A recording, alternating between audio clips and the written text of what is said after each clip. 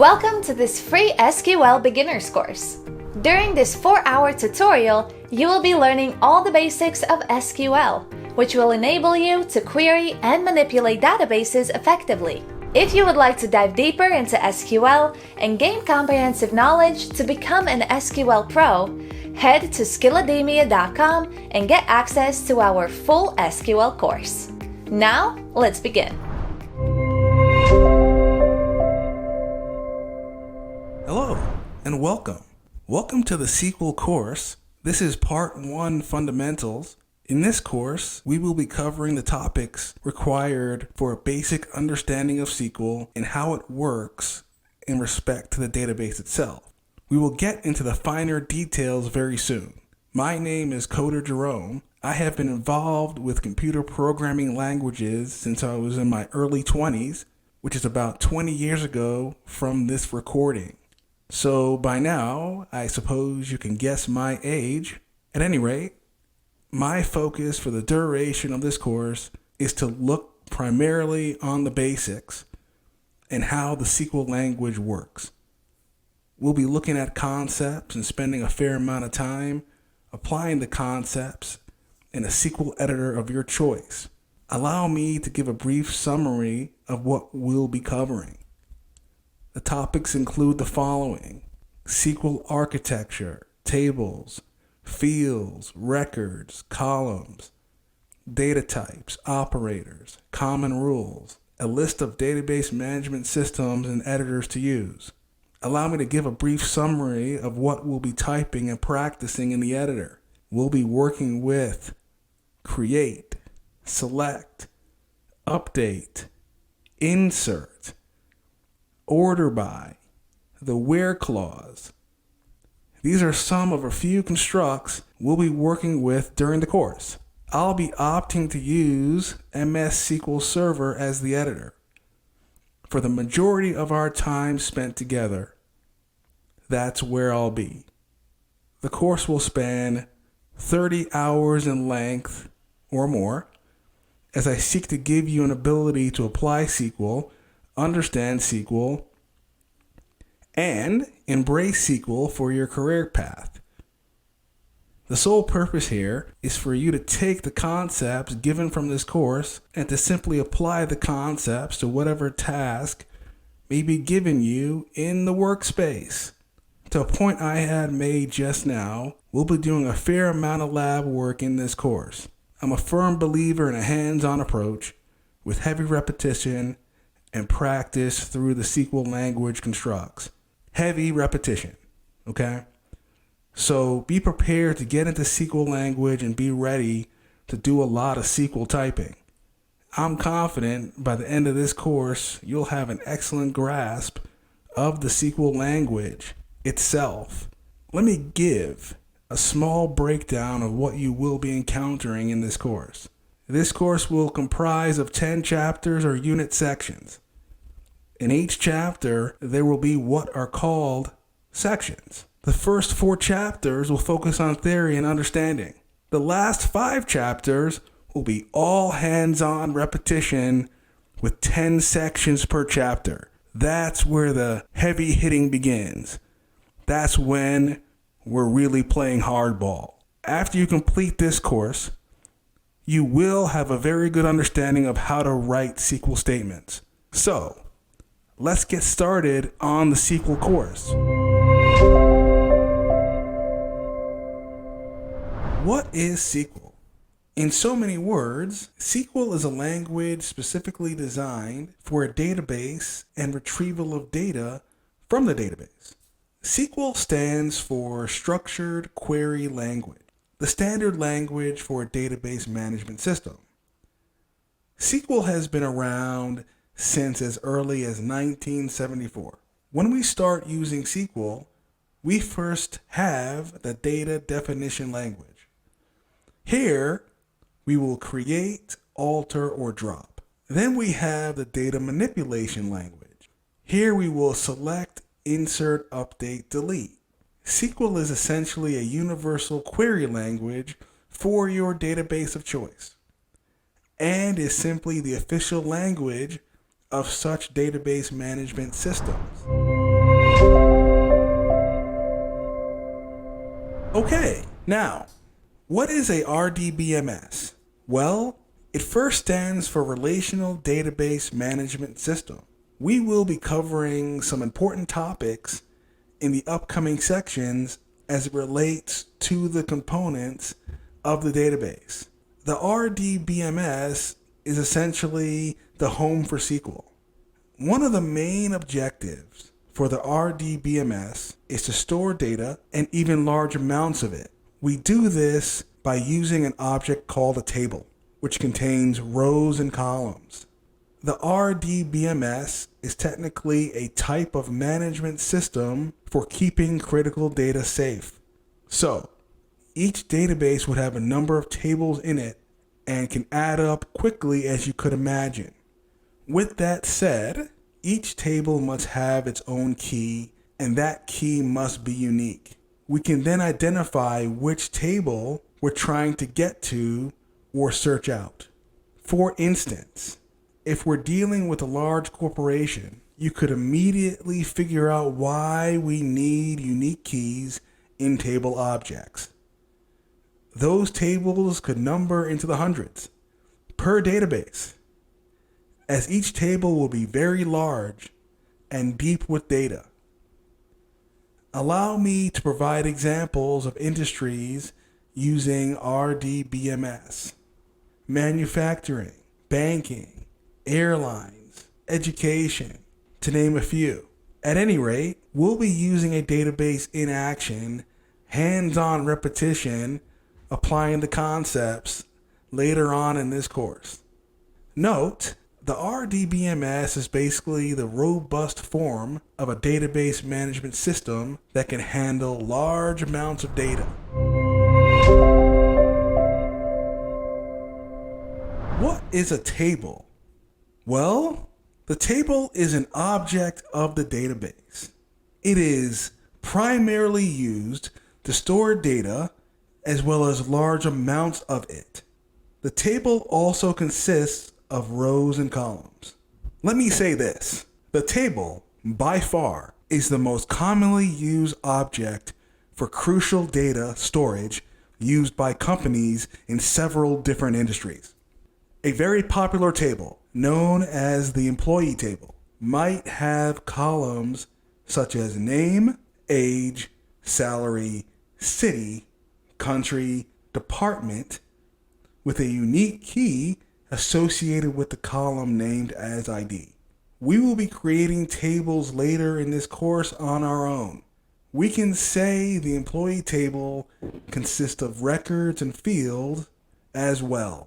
The records contain the information for each horizontal section in the table, and the fields contain the information for each vertical section in the table. Within a record or a field, at times, you may find blank entries. These are called null entries or null values. Null is not a zero value, but simply a null space, a blank space, or no value at all.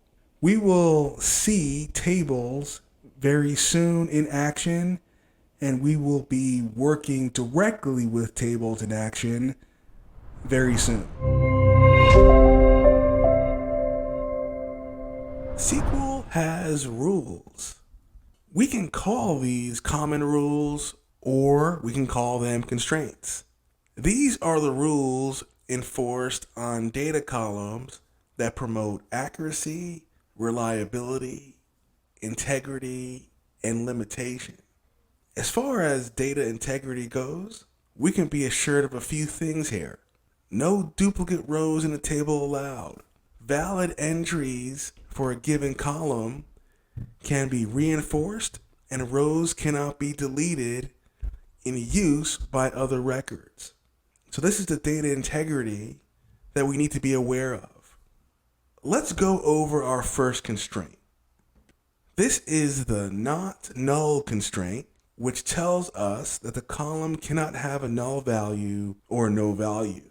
Naturally, you can put null values in your table, but you can define not null and force it on the column of your table. The second constraint is a default constraint, It provides a filler value if no value is specified. There is a statement called insert into, which we will see later on in this course. If you don't say exactly what goes into a specific column when inserting data, you can force the default constraint to set a value of, let's say, 1000 for a column named value. The unique constraint says that all values in a column must be different. Let's talk about that value column again, set to 1000. If we focus only on the unique constraint for this column and set it to 1000 forced by unique, then no other record can have the value 1000. So, we have been talking about the primary key already in this course, a few times actually. This is our next constraint. Remember what we've been talking about. The primary key. This is the primary key. This is that unique key we have been talking about to identify a specific record in a database table, like the corporation example we talked about earlier. Large table, deep with data. We need a unique key to identify specific records. The primary key automatically requires a value for a record. What does that mean? Well, the record cannot be null. There we go. We just talked about that. There could only be one primary key per table in a database. The primary key is one of the most important components within a database management system. So, let's see what creating a table looks like. And again, we'll be doing this. We'll be creating tables on our own. We'll be using the SQL editor. We'll be in the database management system. But right now, let's take a look at this and see how a table is created. This table is called TBL test. TBL is our naming convention when creating tables. So we're going to follow that convention as we move forward. So remember, TBL and then the name that you want to use. So we have the create keyword table. This is the SQL structure that we use to create a table. The name of your table comes after that, TBL test. This would be the syntax. So let's see this as a quick introduction to syntax. We're going to see syntax, of course, and dive a lot deeper into it later on. We have a parentheses, an open parentheses. Within that parentheses, we have the columns. At the end, we have a semicolon with a closing parentheses to maintain and contain the data within there, the columns that we see. ID is our first column. INT is a data type that we will talk about in detail. It's a number. And remember what we just talked about with null values. We force not null on that column. Comma, indent, name as our second column. Variable character, 20 bytes in length, comma. Salary is our third column. Decimal is our type. 2 arguments promoting precision. We'll see more of that in detail and understand those 2 parameters and arguments there, pulled from the library. Comma, primary key, the good old primary key pointing to ID. So now this table can be uniquely identified in the database. We'll break this down some more. This is very important as we create tables, table objects in the database. This is what it looks like. Constraint number 5, foreign key constraint. The foreign key will uniquely identify a row or record in any other database table. This key will link 2 tables together and is a combination of columns whose values match the primary key in some other table. We will create these tables later on in this course, showing how keys work and how they reference one another. The other constraint is called the check constraint. This common rule can be used to check for a person's age, for example. The values in a column must meet certain criteria. For instance, if someone is below the adult age of 18, the check constraint will use a Boolean operator to see if someone is above the age of 18. The Boolean operator is a greater than or equal sign. I'm going to say this again. We will go over operators in greater detail very soon. We have a lot of work to do here. If the result of the check fails, then we can say the person is not above the age of 18. At that time, the database will not accept the value and the data will not be entered into the table. So take a look at the syntax example at the bottom here. What is age? Well, age is our column. Int is our data type, promoting a number, and check is our constraint. Is the age greater than or equal to 18? If it fails, we are denied entry. That value will not be taken in, and the database will deny it. The database object will not take that data. So I want to quickly go over a concept in SQL called database normalization before we wrap up this section. Database normalization is all about being efficient. We want to eliminate redundant data and keep things organized. We ultimately want to save space, memory, and storage.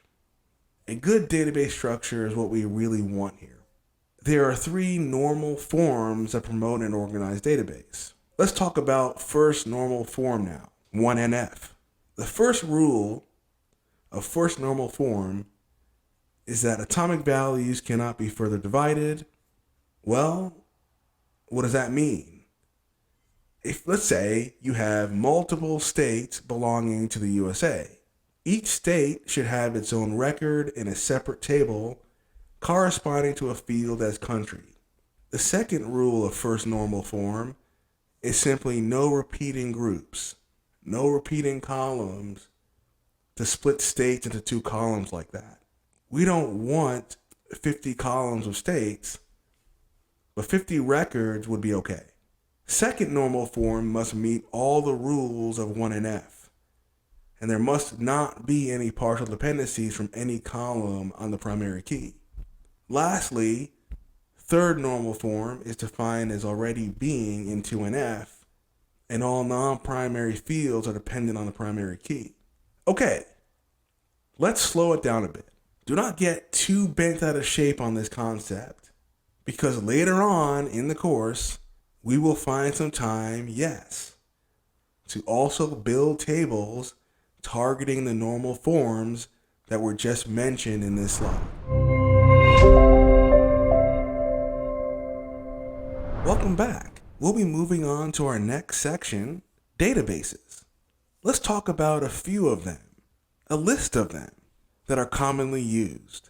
We can begin to compare them in order. Of course, we'll choose the one to use, the preferred one, the one of your choice. That's where we're going to be creating our table objects very soon. These are the RDBMS databases. There are many of them. Let's start with the first one, MySQL. So MySQL is an open source SQL database. It was originally developed by a Swedish company. It has free and paid versions. It supports many different platforms, including Microsoft, major Linux distributions, Unix, Mac OS X. It comes with many fast, multi-threaded, multi-user, robust SQL database servers. Yes, it can be very fast. MySQL first appeared in 1995. So let me, from the documentation on MySQL, give you some of the features in a list in order. MySQL is a high-performance database management system. It maintains high availability, scalability, and flexibility to run anything. robust transactional support, web and data warehouse strengths, strong data protection, comprehensive application development, management ease, open source freedom and 24/7 support, lowest total cost of ownership. So this is informational at this time. Again, we're more focused on using the SQL editor to practice SQL in its fundamental form, but we'll just go over these databases for knowledge sake. Next, we have MS SQL Server. This will be the preferred server and SQL editor of this course. It is a relational database management system developed by Microsoft. It appeared as early as 1987. So, from the documentation, the official documentation of MS SQL Server, let me give you the features. It is a high-performance database management system with high availability, database mirroring, database snapshots, CLR integration, service brokering, DDL triggers, we talked about DDL earlier, ranking functions, row version-based isolation levels, XML integration, try-catch, yes, from programming principles, exception handling, database mail. Next, we have Oracle. Oracle is a very large, multi-user based database management system developed by Oracle Corporation. First appeared as early as 1977. It works very well when it comes to multiple users, multiple clients requesting and sending data on the network. It is an excellent choice for a database management system. Again, from the documentation, I want to share its features. It maintains concurrency and read consistency, very good levels. Locking mechanisms, portability, self-managing it is as a database. ASM, schedule, scheduler, SQL Plus, resource manager, database warehousing, materialized views, bitmap indexes, table compression, parallel execution, analytic SQL, data mining, data warehousing, partitioning. Next, we have Microsoft Access, which is a very popular Microsoft product. We're mostly familiar with this. Most of us are familiar with this one. Very popular. It typically comes with the professional edition of the MS Office suite with the Microsoft Word. So we are familiar with that as well. First appeared as early as 1992. The MS Access is mostly used for small scale projects. Let's go over some features. Official from the documentation for Microsoft Access database. So with this database, you can create tables, queries, forms, and reports and connect them together with macros. You have an option of importing and exporting the data to many formats. This includes Excel, Outlook, ASCII, DBase, Paradox, to name a few. There's also the JET database format, which can contain the application and data in one file. This is very convenient. Microsoft Access also offers parameterized queries. The desktop editions of Microsoft SQL Server can be used with Access as an alternative to the JET database engine. Microsoft Access is a file server-based database. Unlike the client-server relational database management systems, Microsoft Access does not implement database triggers, stored procedures, or transaction logging.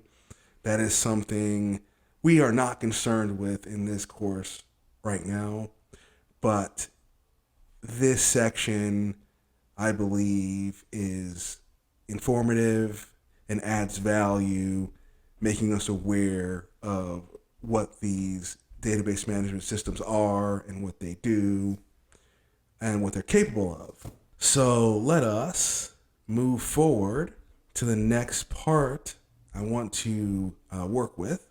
Of course, what I mean by that is what we're going to use, the Database Management System, the SSMS, SQL Server. So this is the one that I'll be using. So I recommend to follow along with me in this course. This is again, yes, the downloading. Download SSMS. The link here, as you can see, is the one you need. So I'll scroll down, download SSMS, the link right here. As you can see the mouse. That is the link that I'm using. It's free. We want to be able to be efficient here and work together. I do not recommend personally online SQL editors. I cannot find a good one or a nice one. So I'm going to direct you here. The SQL Server Management System, the SQL Server, MS SQL Server, what we just talked about. This is again where you can download SSMS and get ready for our lab work coming up very soon.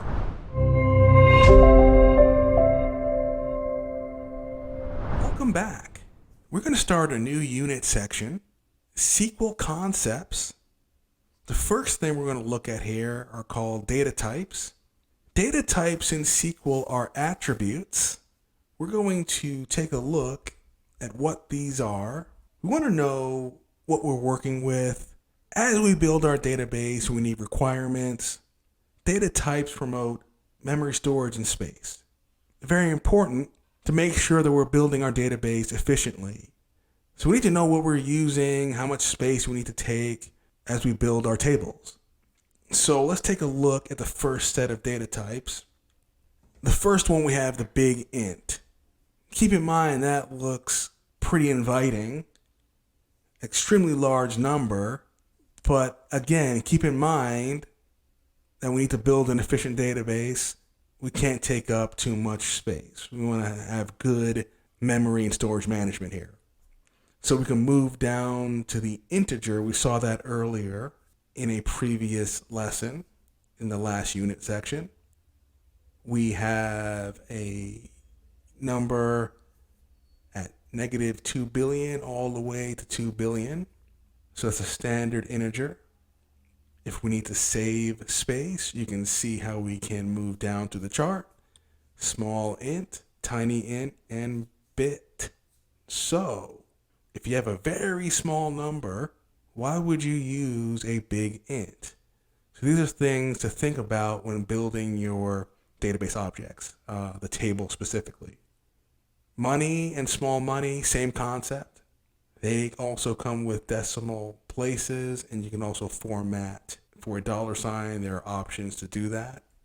Let's take a look at a few more. Date, time, and small date time. So when working with dates and times, we can begin with our standard data type, January 1st, 1753, all the way to December 31st, 9,999. We can narrow that down with small date time, January 1st, 1900 to June 6, 2079. There is a date data type that stores a static date in the format of June 6, 2079. The time data type stores a simple time like 11:30 a.m. Now, we saw the variable character, the varchar earlier. These have a maximum fixed length of about 8,000 characters. There's a max option there for default length, and our text for 2 billion characters. This mainly promotes and targets strings, words, okay? So we're going to use these for that, for names and addresses and things like that. So we'll see that as we move along. These promote strings. I'll show you a few more. We may not use these Unicode data types here, but you can see how they provide more options. 4,000 characters, 1 billion characters for the text, but we probably won't be dealing with Unicode in this course. Let's take a look at some binary just for informational sake. From the documentation, we have these available to us as well. As we move down into in and through the documentation, SQL also provides some miscellaneous data types if necessary. The SQL_variant is responsible for storing various values, right? So we're going to basically focus on the SQL Server supported data types here. But this one won't support text, end text, and timestamp. Let's move through this chart and get some information straight from the documentation. Timestamp is something that's very important. Timestamp stores a database-wide unique number that gets updated every time a row gets updated. You can see how that can be very important to us. Timestamp is self-explanatory. There's also a unique identifier called a GUID. So that is something you will see if you're needing this data type. Let's get a definition of a GUID. A GUID is a globally unique identifier, a 128-bit text string that represents an ID. Now, this will be the organization's ID. So when a unique reference number is needed to identify information on a computer or network, a GUID can be used. So we can use the GUID to identify hardware, software, accounts, documents, and other items. So you'll see that pop up somewhere down the road. Here's a few others here. XML stores XML data. Cursor has a pointer object. These are data types. There's also a table data type that stores a generic result set. We'll probably not touch these in this course, but it's good to see them up front and get a general wide view of what is given to us by SQL. Let's move forward with a few more data types. We saw the decimal earlier when we were working through some theory. Now let us break that down just a little bit more. We had a table in theory created. Here is an example in row 2 of this table. Value is our column, decimal is our data type. So what is 18, 2? What are those arguments? That allows us precision. I mentioned that earlier. 18 digits is what we're allowed. We can scale 2, which means we have 2 decimal places. So keep that in mind when working with decimals. Just above that is our float. The float is simply a decimal number as float of n, where n is the precision and storage size. So they relate to each other and you can see a pattern there. So how do we get a real number? The real number is a 4-byte number as float of 24, a smaller number. Define a double as float of 53. So here is basically the decimal number family as data types. Keep that in mind when we're creating our tables. As we move forward in the course, we're going to get to the hands-on section. So we need to know the things that we can use, the granular pieces. Again, I'm a firm believer in the constructs of the language, as I had mentioned, and these represent those constructs. These represent those small pieces. Even though we may not use every single one of them, again, it's good to know what's being offered to us in the toolbox. This is a great example of what I'm talking about. So before we get into the server and start creating these tables and start writing queries, understand what SQL is providing us here and how we need to build an efficient database that promotes good memory storage.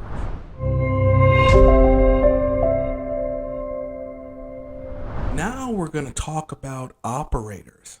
We're going to go through each one of them. We're going to see them in order for the most part. We're going to work straight out of the documentation again. So we are going to look at how they work with SQL.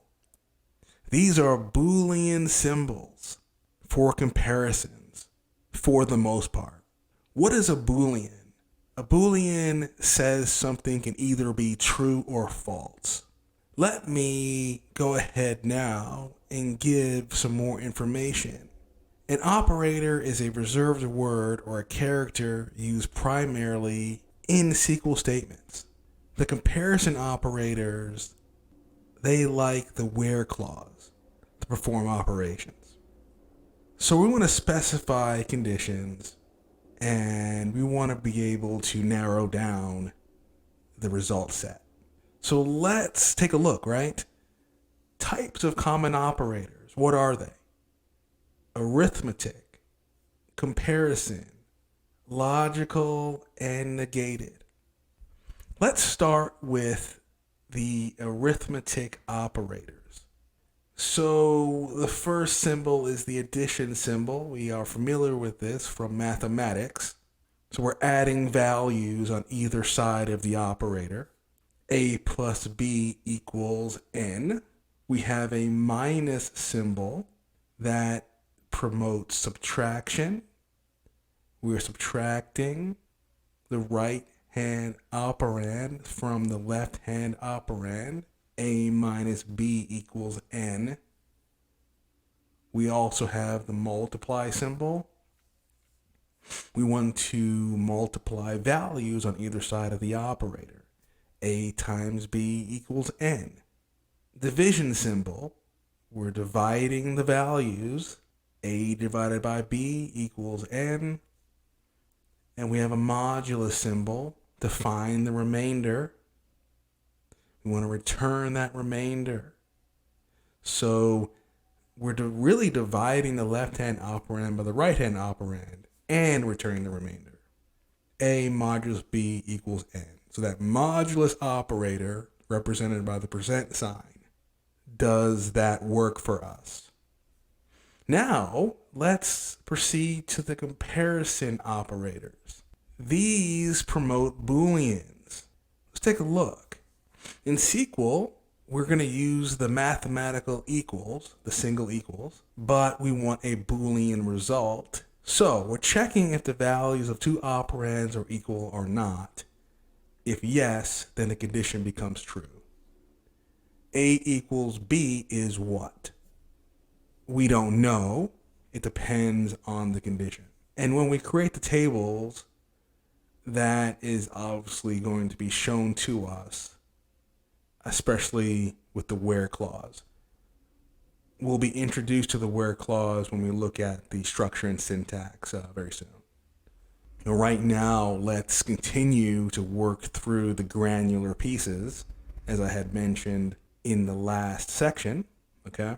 So, not equal symbol, true or false, a Boolean value. A is not equal to B, is it? True or false? Let's check if the values of the two operands are equal or not. If the values are not equal, then the condition becomes true. Okay. Greater than symbol. Is A greater than B? Check if the value of the left operand is greater than the value of the right operand. If no, then the condition becomes false. Less than symbol. True or false? Is A less than B? Maybe, maybe not. We'll check that condition. If A is less than B, it is true. Greater than or equal to. So, we're going to check if the value of the left operand is greater than or equal to the value of the right operand. If yes, then it's true. Same thing with less than or equal to. It's either true or false, okay? Logical operators. These like the where clause a lot. All right. So let's look at our first common operator for logic, and. The AND operator allows the existence of multiple conditions in a SQL statement. That SQL statement is the where clause. So we like to use that a lot in using where. So we will see that. We're going to see that. Between is something very similar in that where clause. The between operator is used to search for values that are within a set of values, given the maximum and the minimum. So within the maximum and minimum value specified, we're going to find it. We're going to find what we're looking for. Or, according to documentation, is used to combine multiple conditions in a SQL statement. The SQL statement's where clause. Like is a good one. And we're going to get into like. The like operator defines what we're looking for in a query, in a table, as we work through our database object. We're going to compare a value to similar values. We simply use wildcards to find that data. Is null? Well, it's used to compare a value with a null value. Is the value null? All compares to all other values in that table and as well as other objects. So it's used to compare a value to all values in another value set. Not is a negated operator. So, for example, the not operator reverses the meaning of the logical operator with which it's used. So, not exists, not between, not in, not like. Okay? These are some things to think about. All right? So we're going to see not as we make our way through our SQL query structure and syntax. So that takes care of the section for operators within our SQL concepts here. So we're going to move on and continue looking into SQL concepts. We're going to get a lot of theory in this unit, okay? And with that theory, we're going to apply that with hands-on in our database very soon.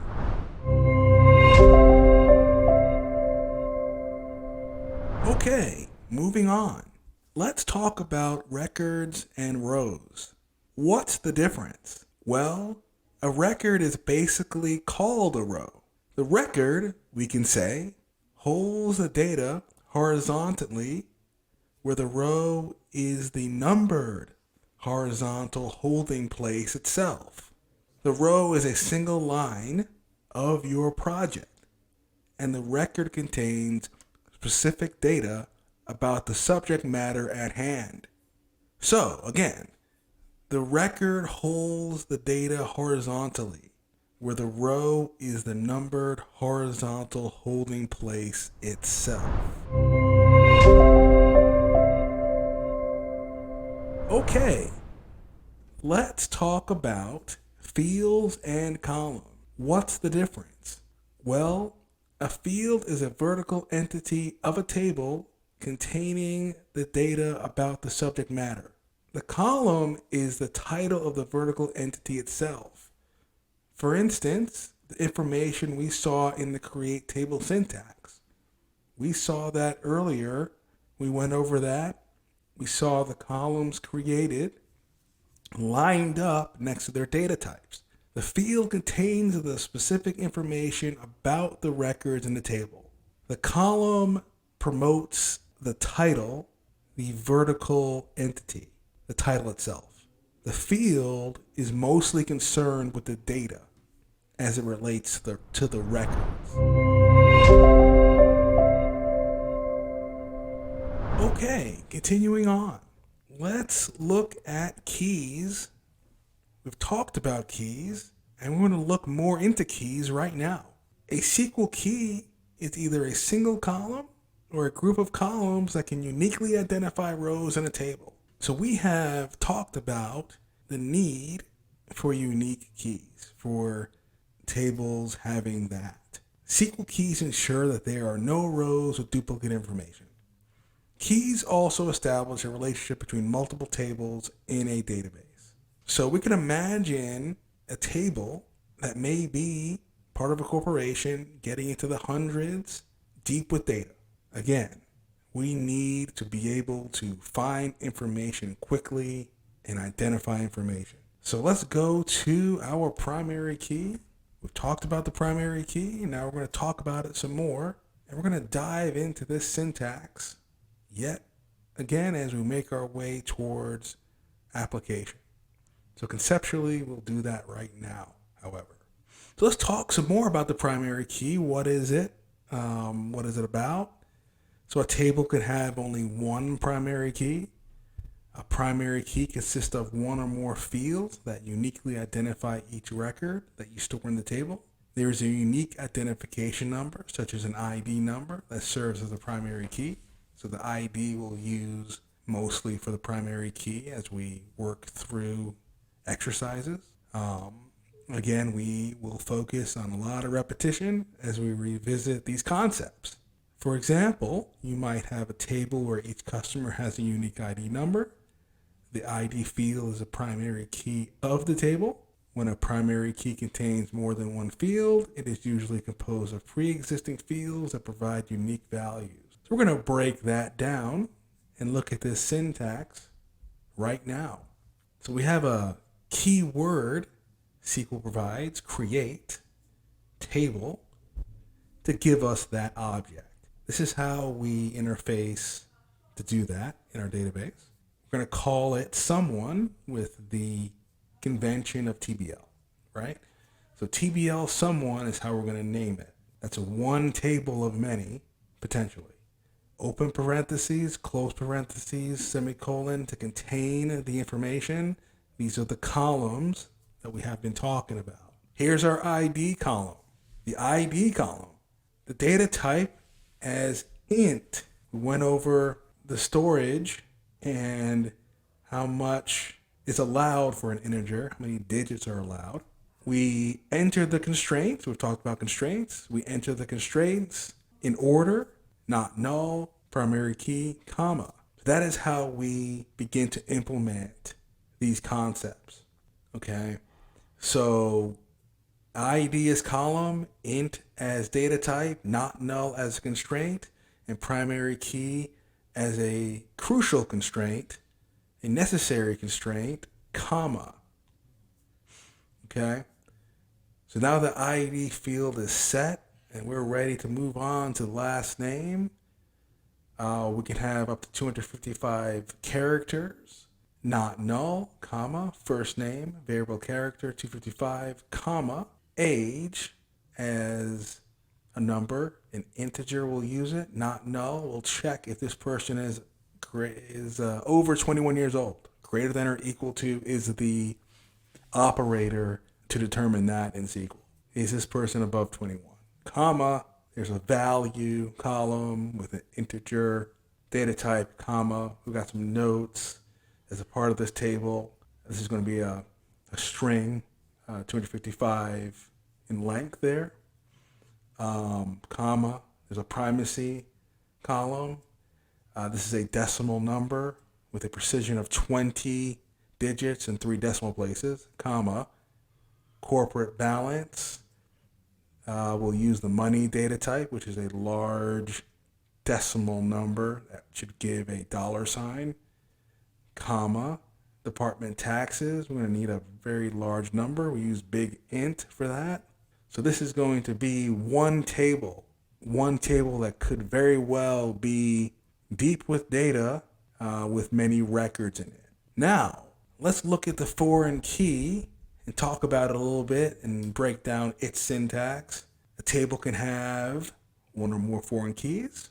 A foreign key contains values that correspond to values in the primary key of another table. So it talks to and connects and links to other tables through the primary key. by simply referencing it. For example, you might have a table in which each order or each item or each subject has an ID number that corresponds to a record in a table or another table. The ID field is a foreign key of the other table. Okay, so let's see. If we create another table within the database called TBL other. So TBL is our naming convention, other. We wrap it with parentheses, semicolon. So O for other or orders or whatever the case may be, depending on the function of the company. OID is going to be the primary key of this table. There's not null constraint and a data type, comma. So this is the syntax we're going to be dealing with. There's a ONum, that's another column, that's part of the table, comma. O value is just a variable character, not null, comma. Good to see this repetition here. We see this more than once. We're going to end up typing this out. And then now we have a foreign key. So we have an ID in this table as an integer. We say in syntax and structure here, foreign key references. So I'm going to go with that. Foreign key references what? The ID of the TBL someone table that we just looked at, its ID, which is the primary key. So now we're linked to that table and we can run queries against it. So later in this unit section, we're going to look at more expressions and more syntax.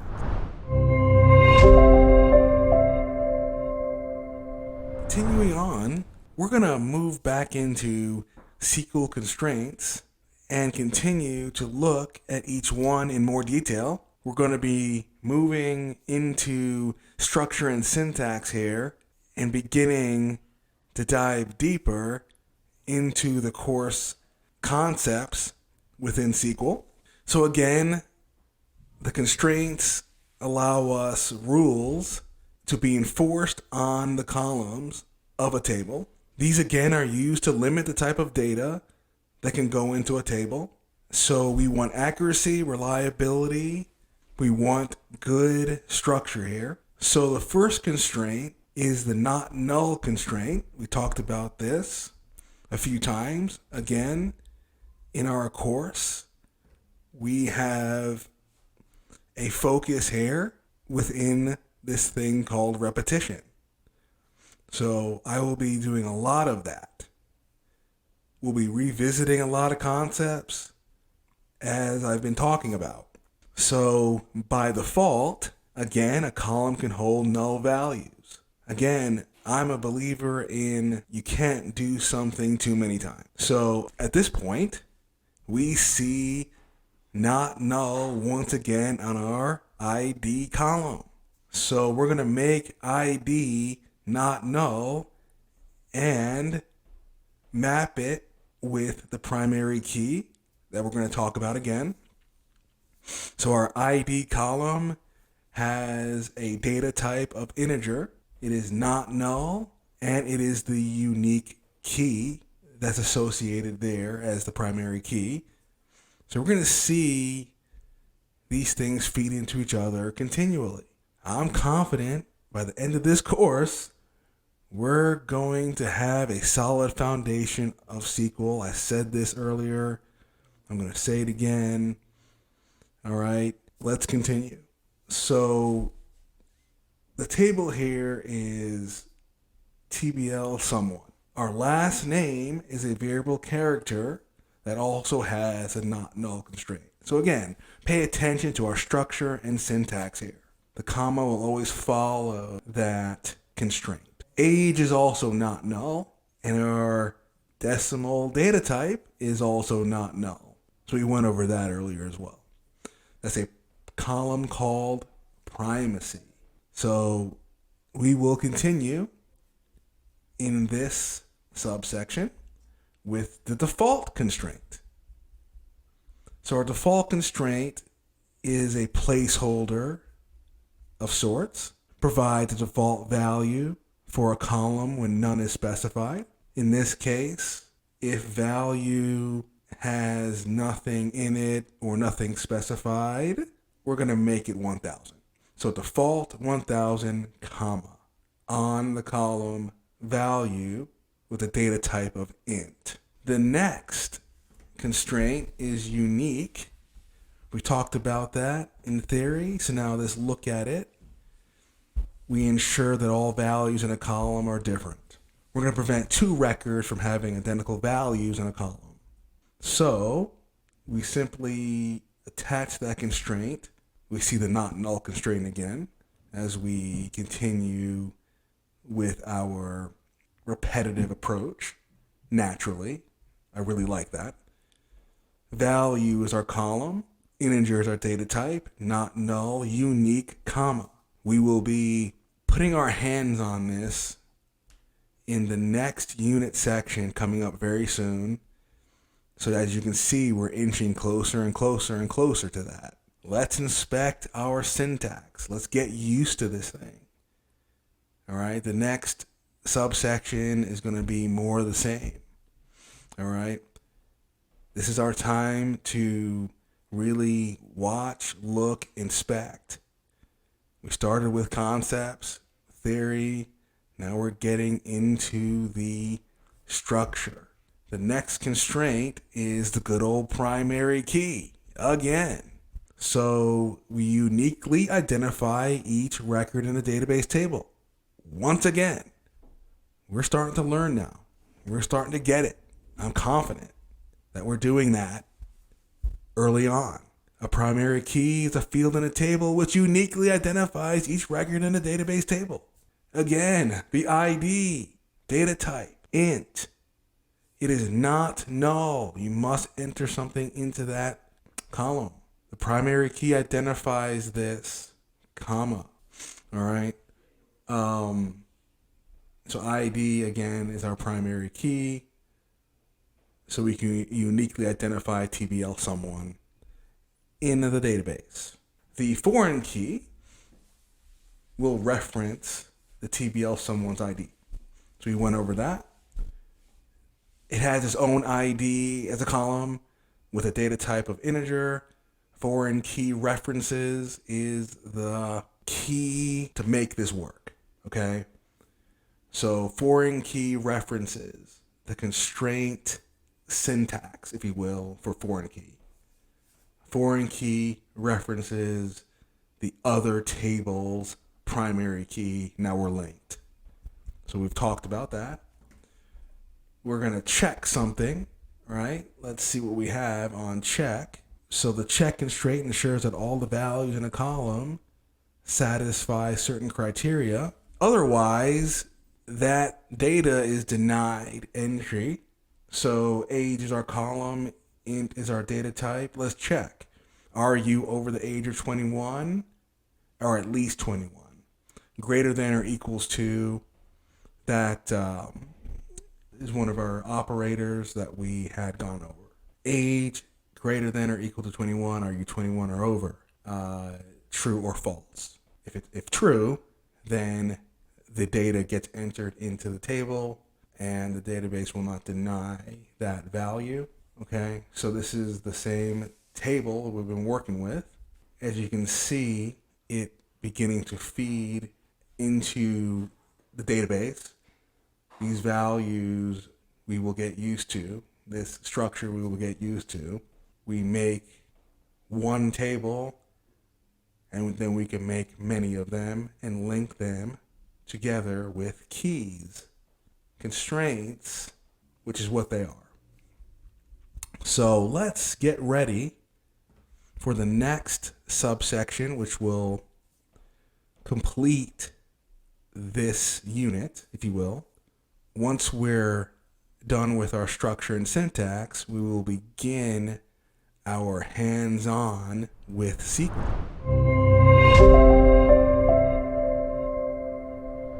Okay, let's continue with more SQL structure. We're going to look at some more concepts here. Let's continue our review and repetitive approach. What is SQL? Well, again, SQL stands for Structured Query Language. This is what we're working with to operate the database. So why are we using SQL? Let me give you some information out of the documentation and why it's popular and why we're working on it to begin with.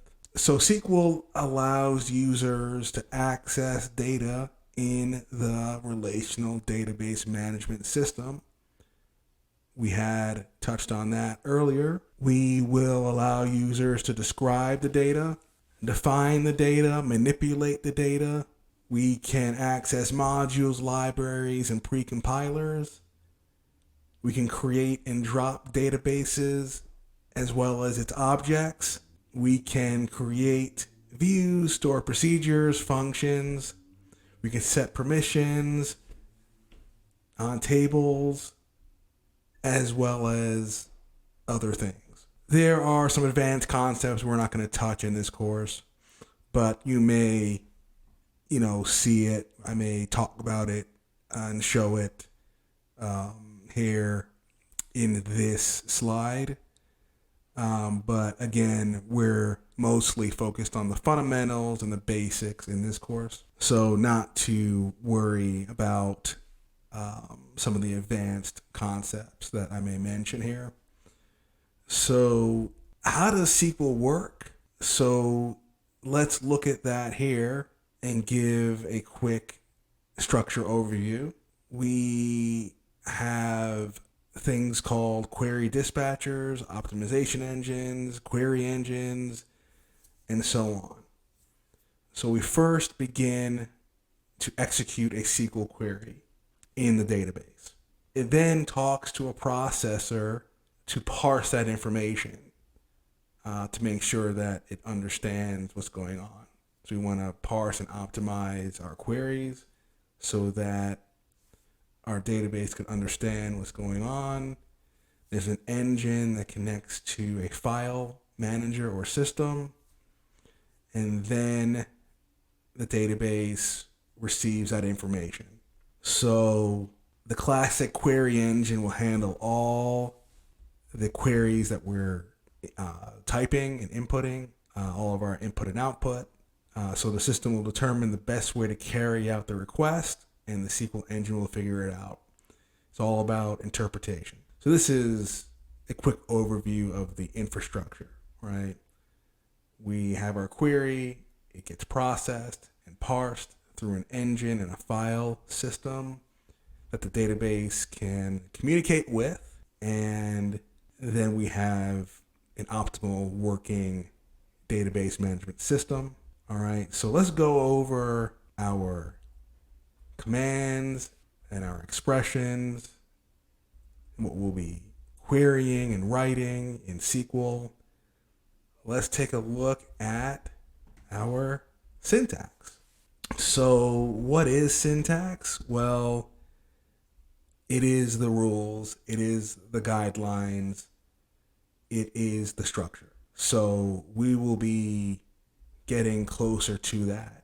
And here are the key words we will be dealing with repetitively. Select, insert, update, delete, alter, drop, create, use, show. Okay? So next, we're going to dive into the syntax. So let's do that right now. The first SQL statement is the select statement. How does the select statement work? What is its structure? Here it is. Select column 1 from your table. TBL naming convention, the name, semicolon. So we're going to be moving through this one block at a time. This is our first statement that we will be working with, and one of the many statements we'll be working with, okay? So again, let's inspect and pay attention to our structure and our syntax. Let's inspect it by watching right now. The next statement is the select statement with the distinct clause, right? So again, building blocks here. SQL gets pretty involved, but that's okay because it continues to feed into itself through building blocks and iteration. Select distinct column 1 from your table. Okay, so we've seen that in the prior slide here. The table name, TBL name, semicolon. So let's look at the next one and see how this is building upon itself. Select column 1 from table name. So again, repetitively speaking, select column 1 from your table. We've already seen that 3 times. Where n semicolon. N is a variable for the condition. That's our where clause. More building blocks to deal with here. So next, we build on the and. Okay? So, and we looked at earlier as a conditional. So select column 1 from your table, the TBL name, where n, let's tack on and y, semicolon. N and y. N is a condition, y would be condition 2, for example. Okay? So n and y will most likely have an operator to something. So we need to know if that's true or false.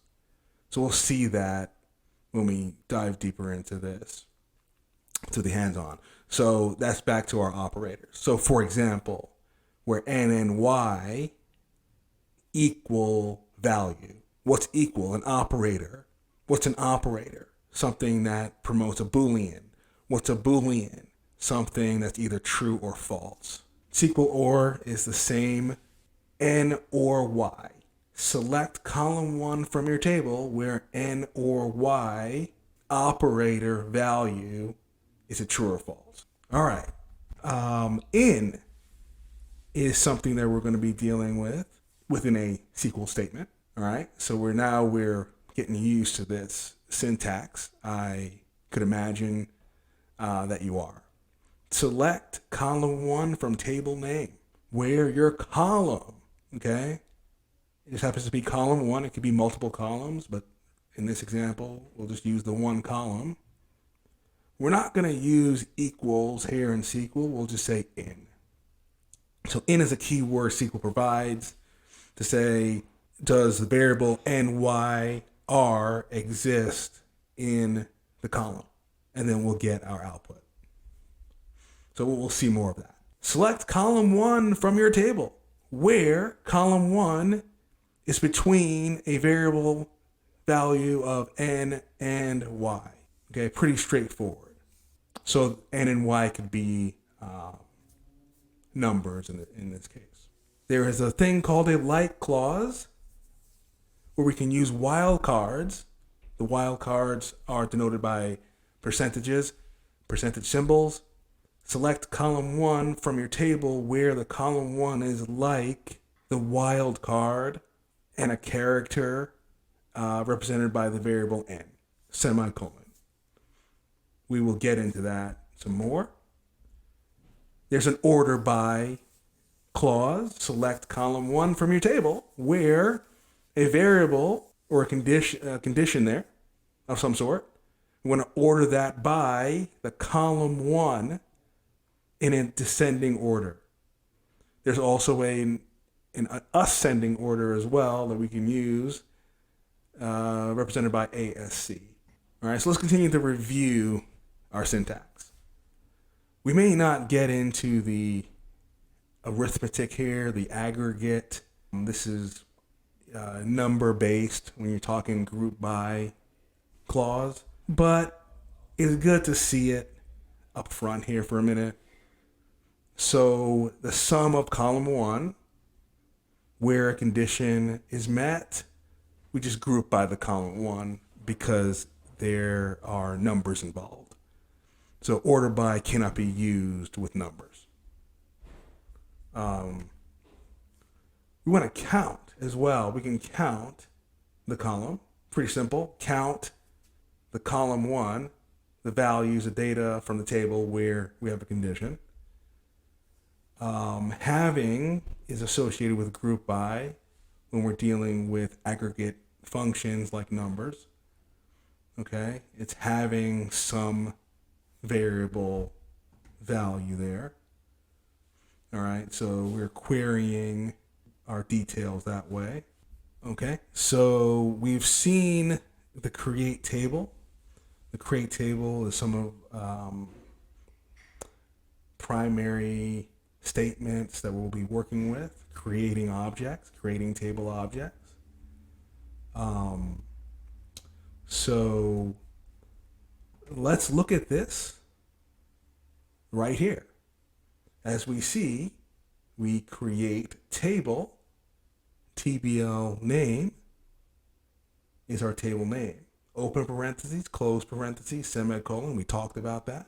We want to make columns, right? Column 1 is column 1 with a data type and then a constraint, comma.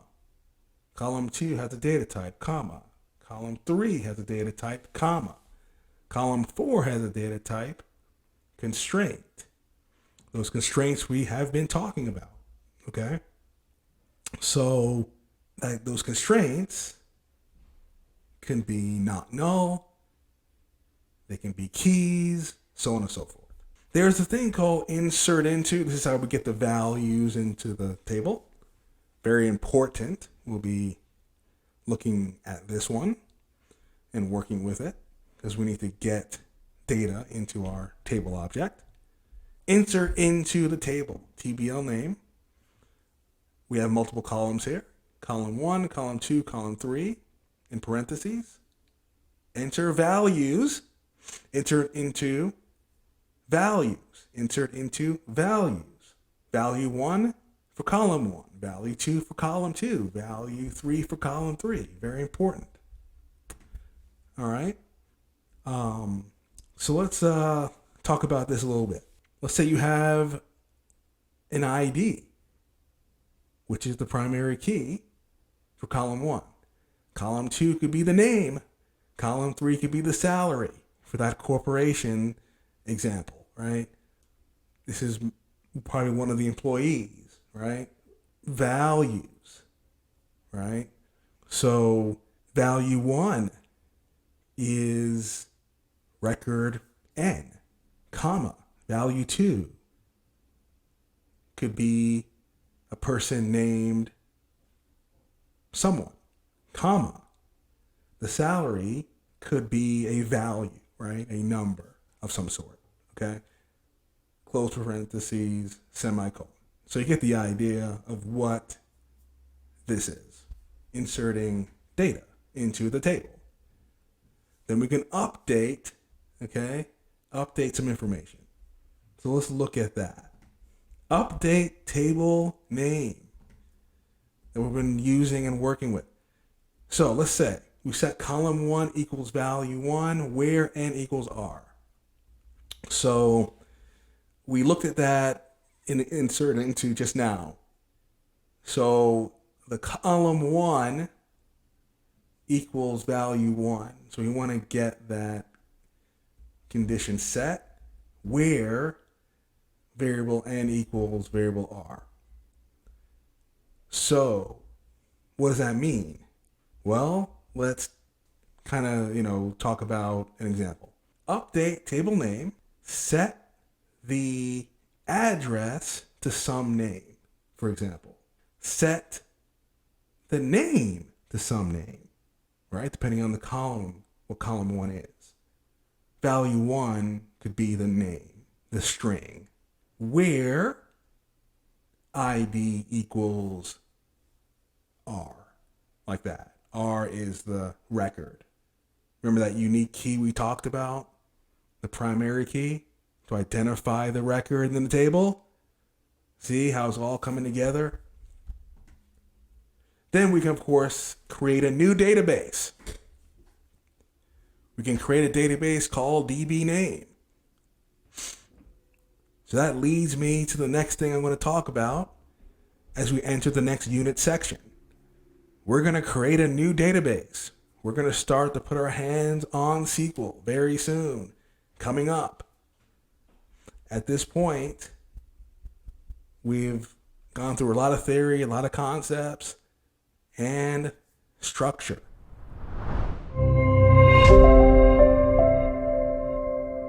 Welcome back to a new unit section here. Now we're going to start typing out our SQL queries and statements.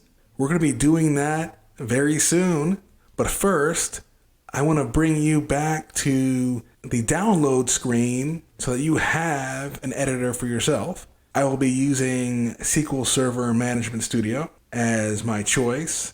There's a free download here. It's version 19. It is free. May take 10 or so minutes to get that going. Here you can follow along and do the lab work. We'll be focusing heavily on repetition. We're going to build a new database. Within that database will be table objects. We'll be creating a few of them well, in so many words, okay? So at this point, you should have the download link. You can also Google SSMS or download SSMS version 19 to get to this link, okay? The link through Google should look something like this in purple. As you click on it, it brings you to the page. Again, I don't recommend some of the online editors, but if worst case scenario, you cannot get this downloaded, I do know of an online SQL editor that I can share with you real quick. So if worst case scenario is a situation, I can see W3 School SQL editor, type that into Google. That's the only editor that I come close to recommending for any online SQL practice. And that's a stretch. So you can always try that editor, but I recommend getting into the management system such as SQL Server. I highly recommend the link here to get into the SQL editor. So that's my feedback on the editor portion of this.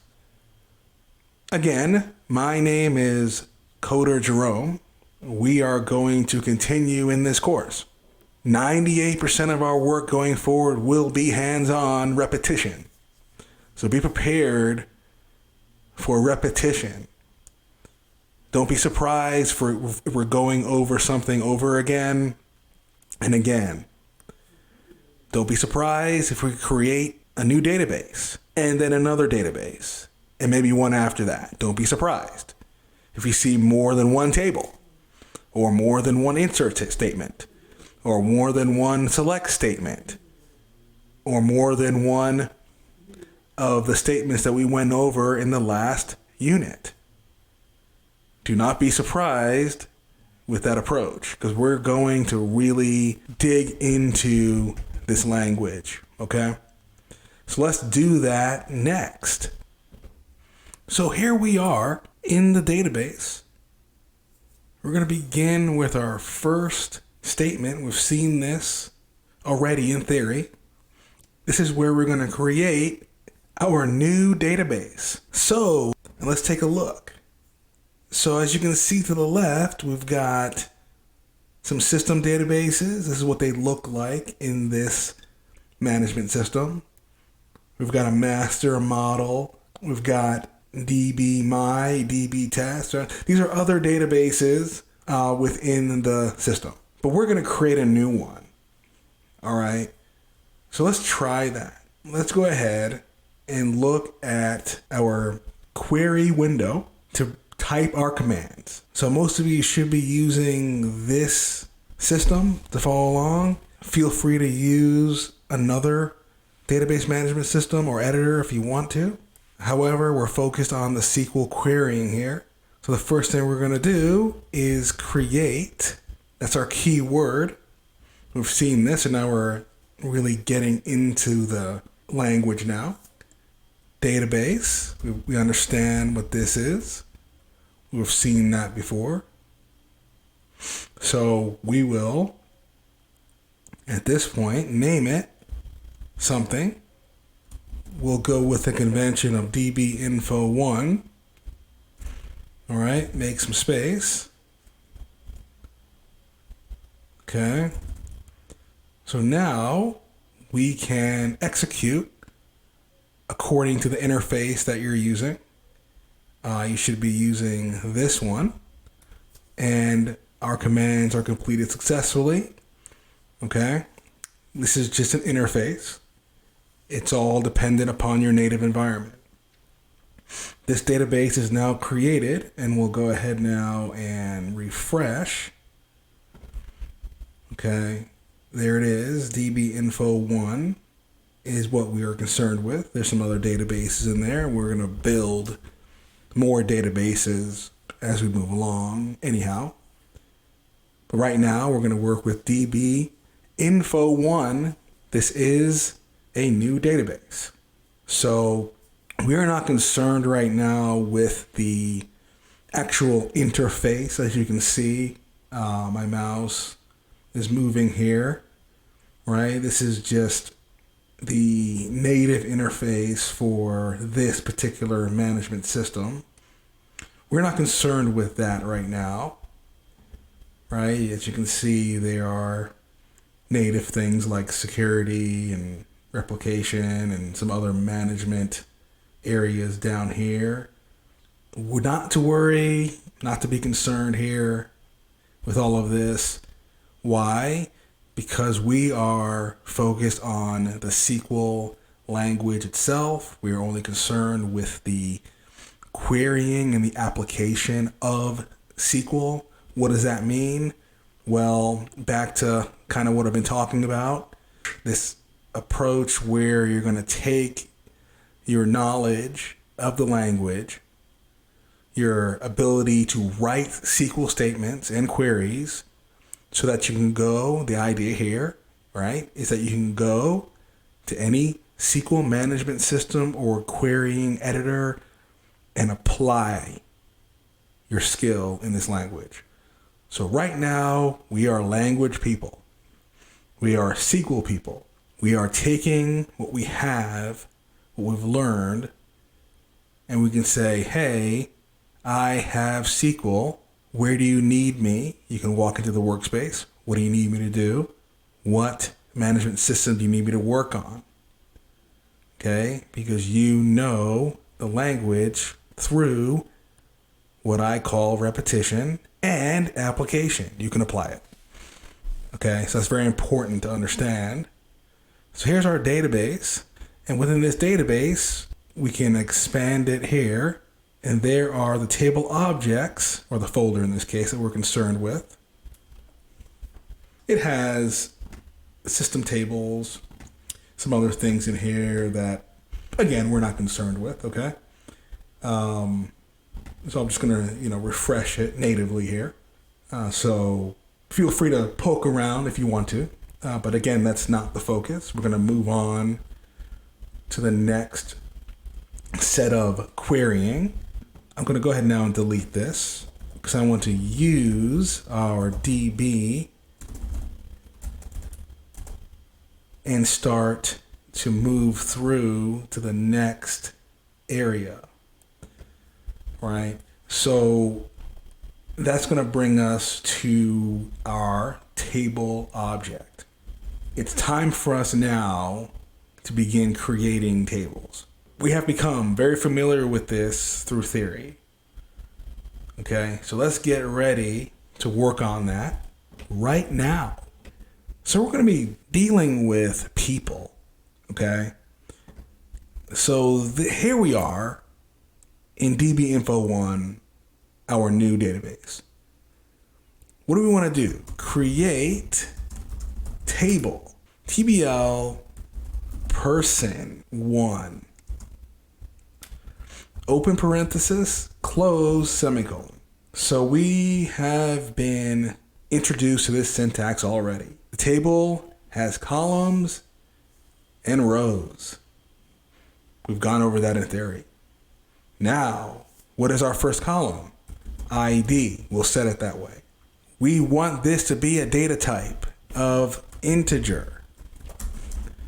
From here, we do not want empty values.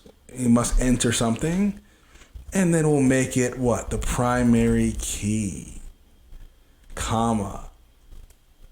So now we're starting to see this really come together here. So what's next in our table as we work on our new database? Well, the name of this person, right? Name. We'll give it a variable character of 20 bytes in this case. Not null, comma. This person has a value of some sort, okay? That value is an integer, not null, comma. This person has an address, okay? A string of some sort, 25 in length, comma. We're gonna stay with our corporate workspace example and give this person some kind of salary. That salary has some kind of decimal data type.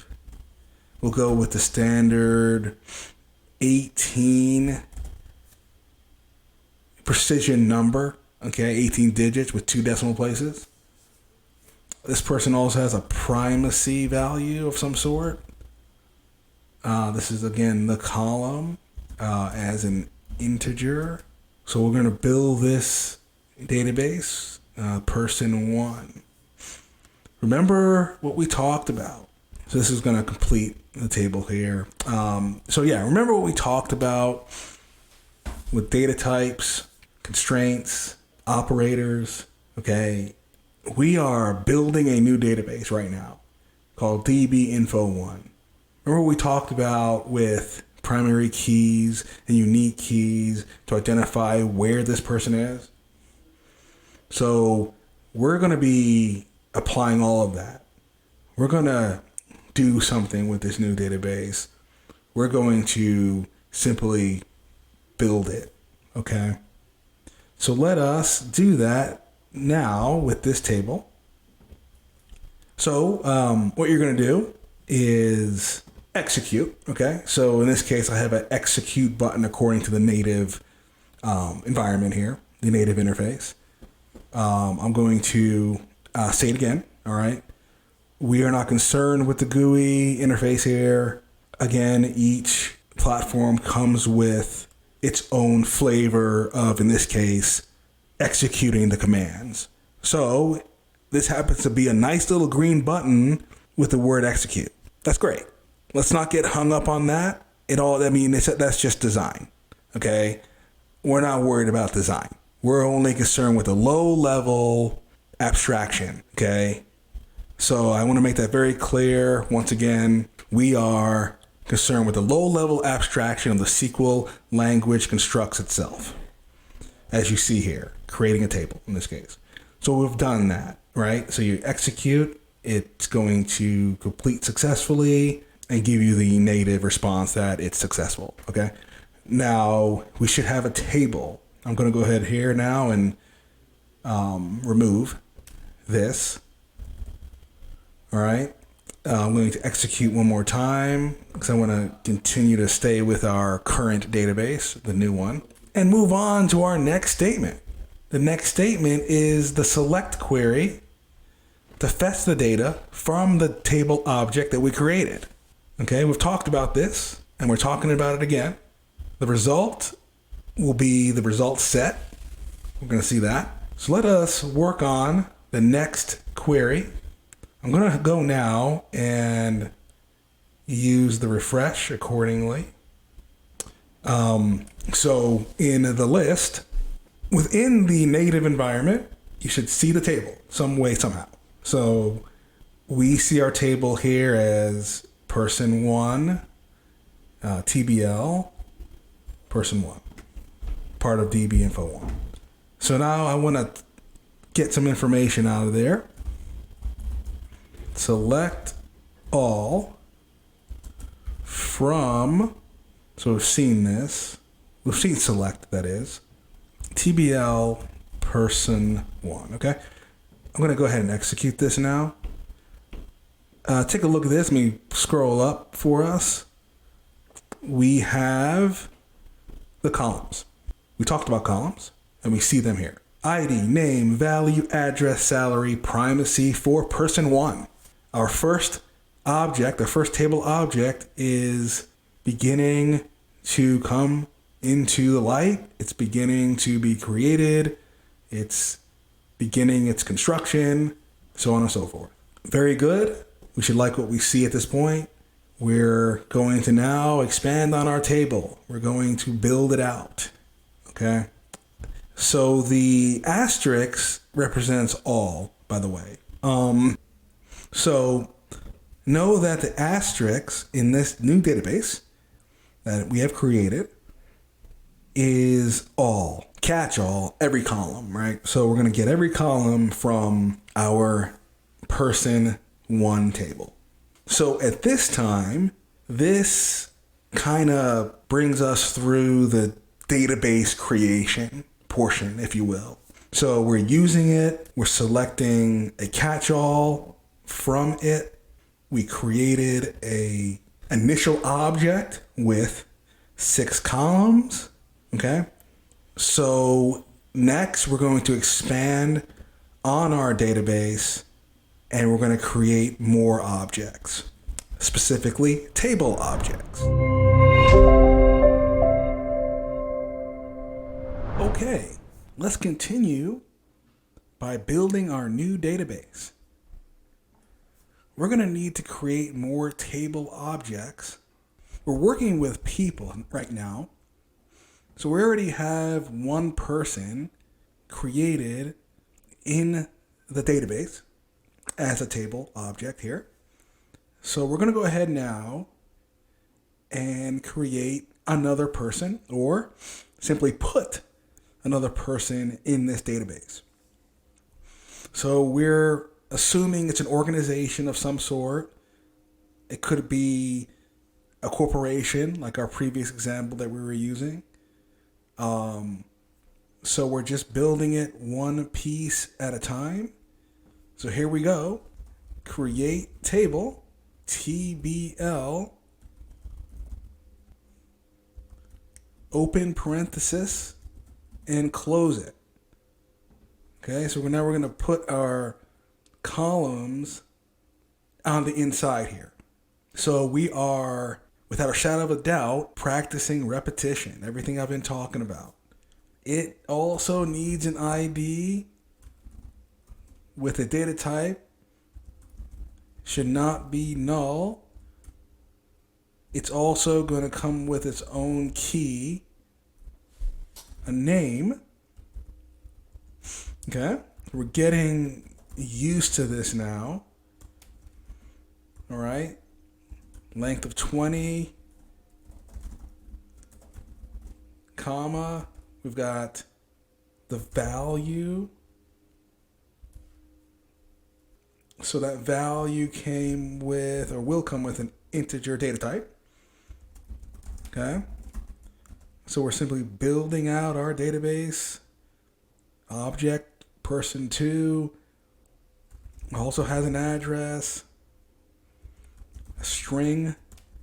Okay, this person also has a salary. Okay, we'll use the default precision here. There's a primacy value on this table as well. So we'll go ahead and get person 2 created here. I'm going to use our native execution. There should be some kind of successful response. We're going to use our catch all for our default select.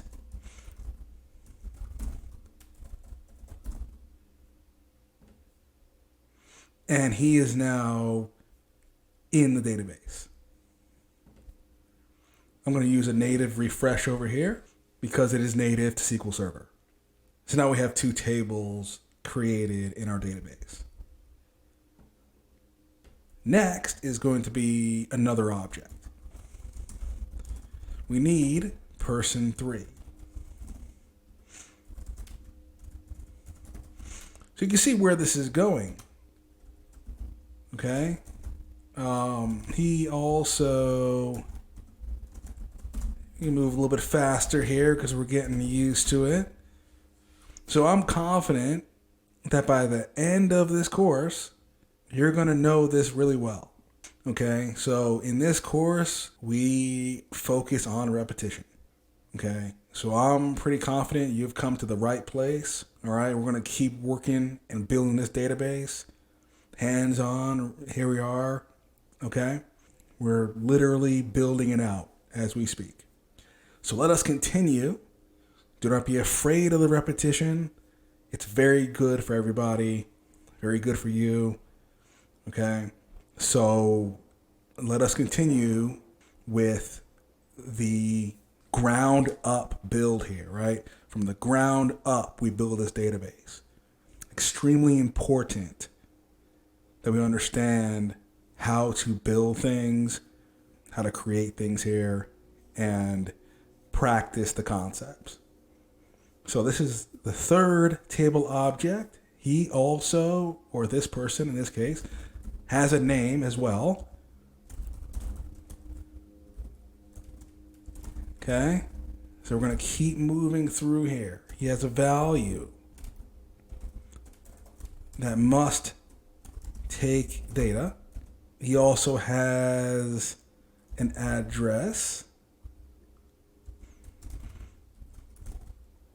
And he also has some kind of salary.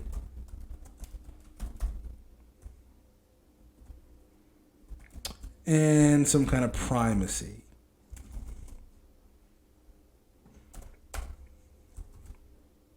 So get everything nestled in there. Recheck your syntax for commas in the right place. I'm confident right now that you guys have a good grasp of it already, and we can start to communicate somewhat intelligently and quickly, right, about it. So I can say things like, check commas and check parentheses and check for keywords and check for spaces, and you know what I'm talking about. So again, inspect a little bit before we run it, if you will, and execute it for a third table. Things are looking pretty good here for me. I believe we have a successful build on that. I'm going to refresh. All right, so you should be right here with 3 tables. We should be moving along together nicely. Our understanding is increasing by the minute. That's what I believe in our repetitive approach. We are going to create a 4th table, carrying on as we build this new database.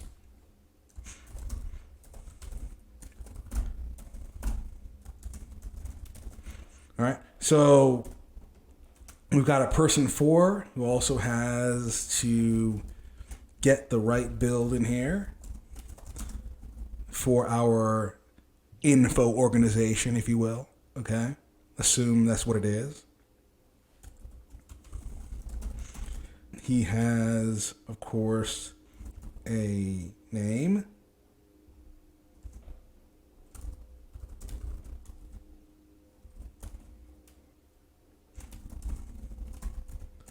A value of some sort.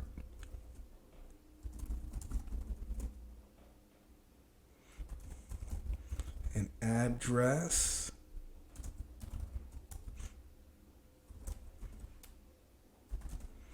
He also has the salary.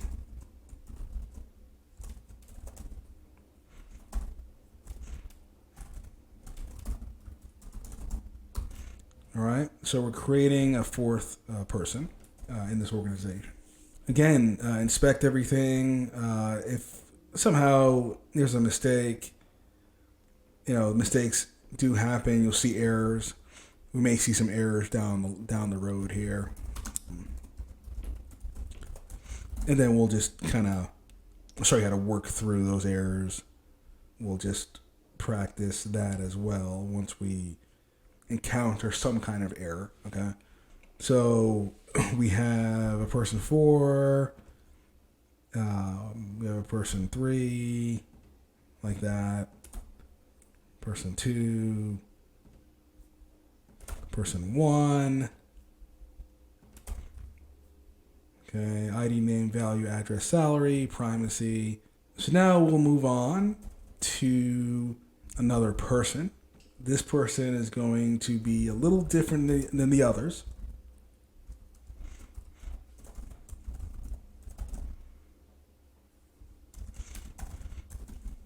All right. So we are really getting it now. Okay. And I can feel that. All right. So I know you are getting it at this point. All right. That's our primary key, the unique key. All right. So this person will have a name, he or she. This person will have some kind of value. But the thing is, for person 5, we got to check his value for some reason. So remember the check constraint? So we're now going to start adding and emulating a real situation as we encounter something we have to enforce on the table. A rule, if you will. A thing called a check constraint that we're familiar with. So let's say that there was something going on with this person and we have to check to make sure his value is greater than 0. Okay? So we're just emulating a situation here. He has an address.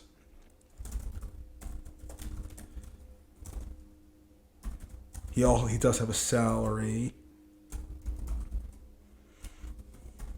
And he does have a kind of like a primacy value as well. So when I say primacy, that is just something that I'm coming up with through simulation. It's just kind of a made up thing that I'm using to, simulate our organization. And maybe it's something that's involved or something that is a part of the operations, if you will. So we'll play with that primacy here in a minute for practice. But remember, this is a kind of like a fantasy organization that we're building. It's called Info. All right, it's a database. We're simulating a real life situation here. So think about it that way. This is the hands-on repetition that I keep talking about. All right. This is person 5, part of the Info 1 organization. He should be in there now and refresh to try to kind of feel your way through what we're doing here, what we're trying to do, which is really get into building out a database, okay? So next is person 6.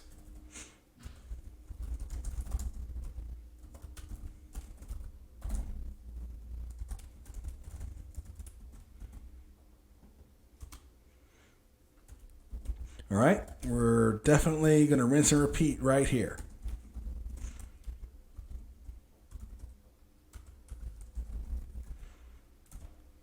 He or she has a name.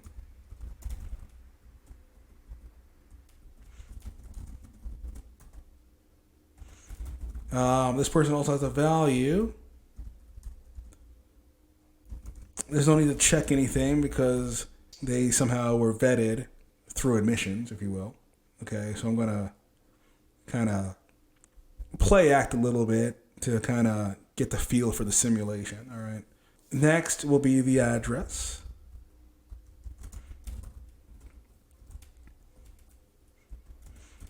This person does have a salary.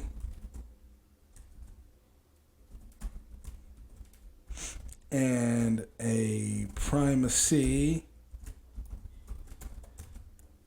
For some reason, there was a message that came over to your desk, if you will, all right, assuming that you're in the organization's office creating this database, and someone needs you to do something.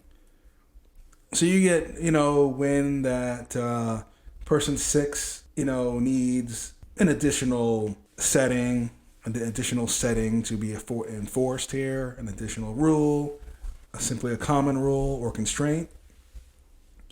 So you realize that there's something about the primacy that needs some kind of rule to be enforced. So you're reading the paper, the note that was sent to you, or the memo, or the email, or the message, right? And you realize that this person has a unique primacy value, and it must be unique to the others for whatever reason, all right? So there it is, all right? So that's what you had to do. Not sure why, right? You're just the guy who's creating the database.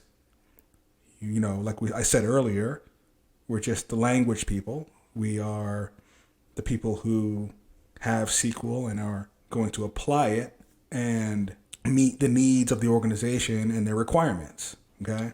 So again, try not to get too bent out of shape with the bells and whistles or the internal communication or the interface, if you will.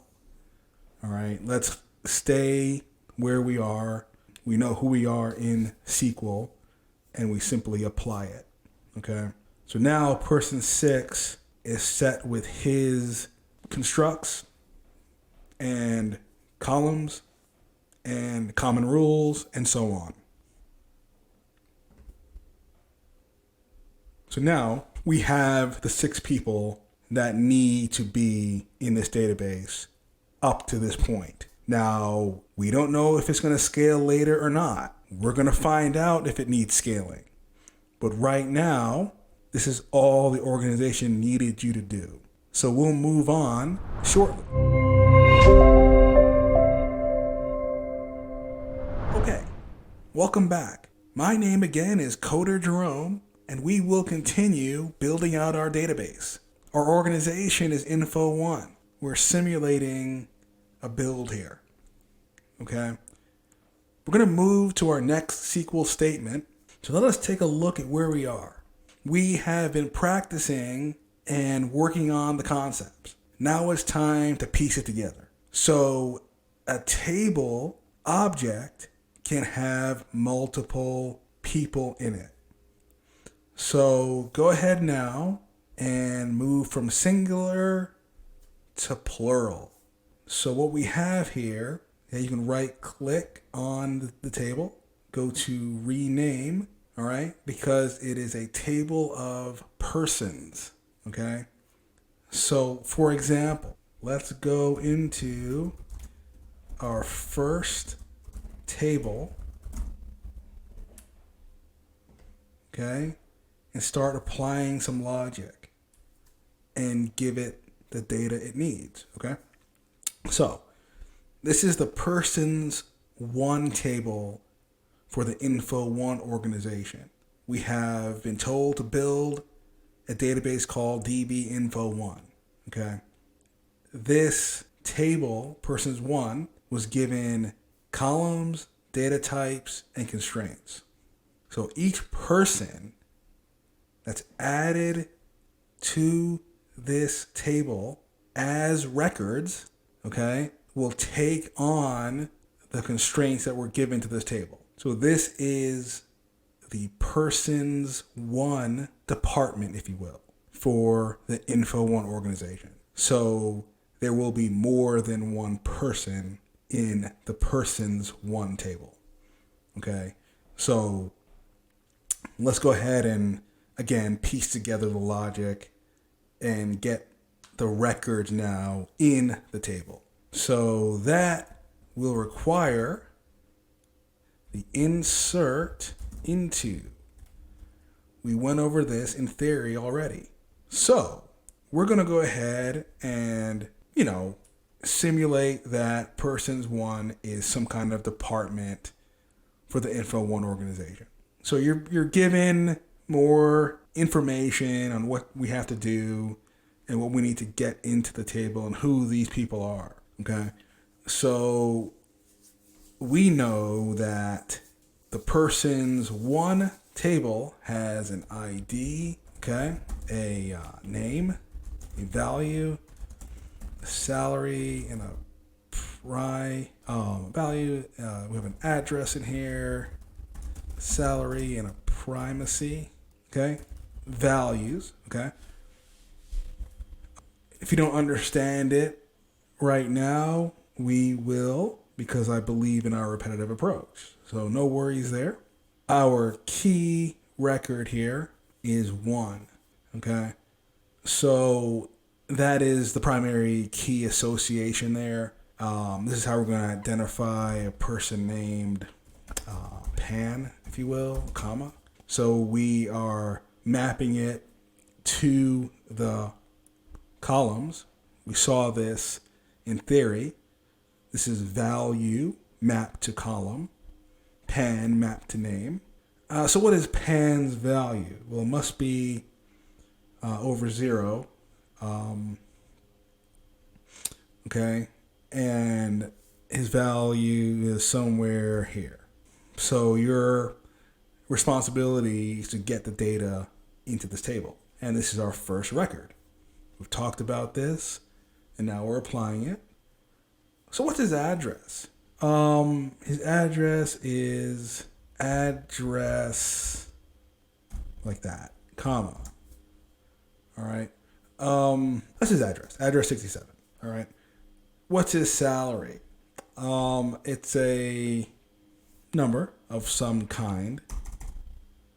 And we'll see how this plays out. There's also a primacy value that must be over 0 as well, according to this organization and what they need us to do. Okay. Or you to do in this case. So the primacy value for Pan is going to be 50. And we'll see how this turns out, right? So we're inserting now some values into our table object. So let's go ahead now and complete our syntax here to make sure we've got everything. So we must specify our table, which is a table of persons. All right, so Pan will be 1 person. We can allow more than 1 person now, okay? Let's go ahead and see what we have. Okay, so we simply use our native green execution button. We should have a record in the persons 1 table now, corresponding to the constraints that we specified. So let me go ahead and scroll up, and you will see that Pan is a part of our table. We finally got our first person in there, as the organization has given us a deadline to finish up this table. So we need to go ahead and do that.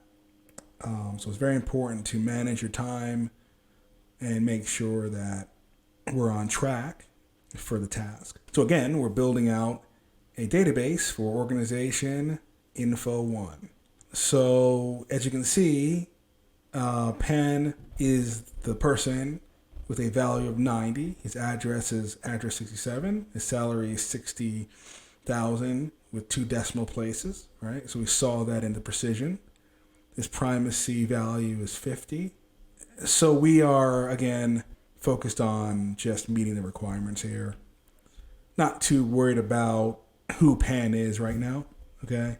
We just have to complete the work as the SQL language person, right, who they brought on to help them build the database, okay?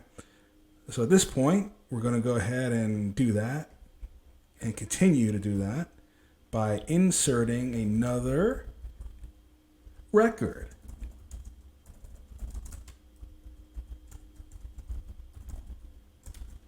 Right? We have the ID, the name, the value, the address, the salary, the primacy, values. So we're going to really get used to this insert into statement. The building blocks and the repetitive approach is really starting to kick in here. Okay, and I'm really excited about that for you guys. So he is record 2. His name is Ran, in single quotes for the variable character. His value spans about 92. His address is 12. Okay, his salary is a value. His primacy spans about 53 accordingly. Okay, so we are, again, simply building this thing out. Not sure what 53 means. It doesn't matter. Just meet the requirements of Info1, okay, the organization. And then we'll go from there, okay? So again, we're going to simulate and continue to feel our way through a kind of a real build here, which you would experience in the workspace in so many words. So let's try to run this and see if anything goes wrong. Inspect your query structure here, your syntax, and let's see if we're okay. I'm looking okay here. You guys are following along. We're working together, so I'm going to go ahead and run it, and we are still successful. So we're trying to be error-free as much as we can. This is why we go over the basics over and over and over again to minimize the errors that may come up. So I'm going to go back to our native select. It's a standard select that we'll see a lot. Now we have 2 records. So we need, according to what just came across your desk, 4 more people. So 4 more people need to be added to this table because that's just what you were told. Okay, so let's continue.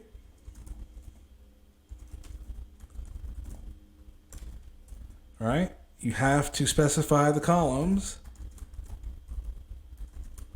Okay, remember, we're building the database for Info1, an organization that you're involved with. They brought you on as their SQL person. All right, that's what we're doing here. This is a 3rd record. The guy's name is that, and his value. If you can always go back and edit if you kind of missed it. Okay, so make sure you inspect everything.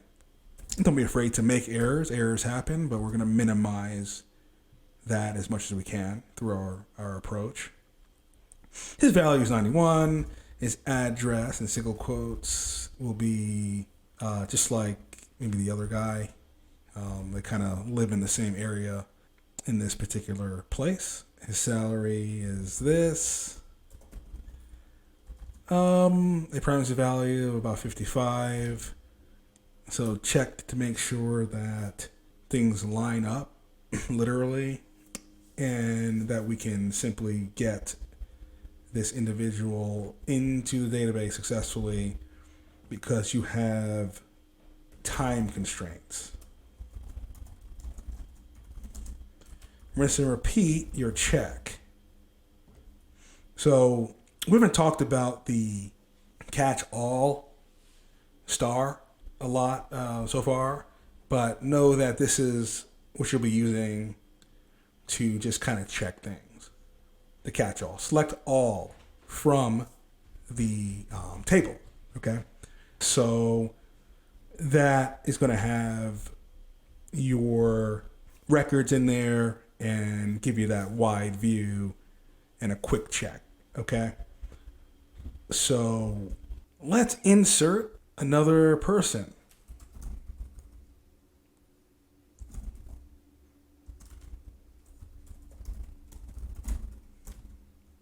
All right.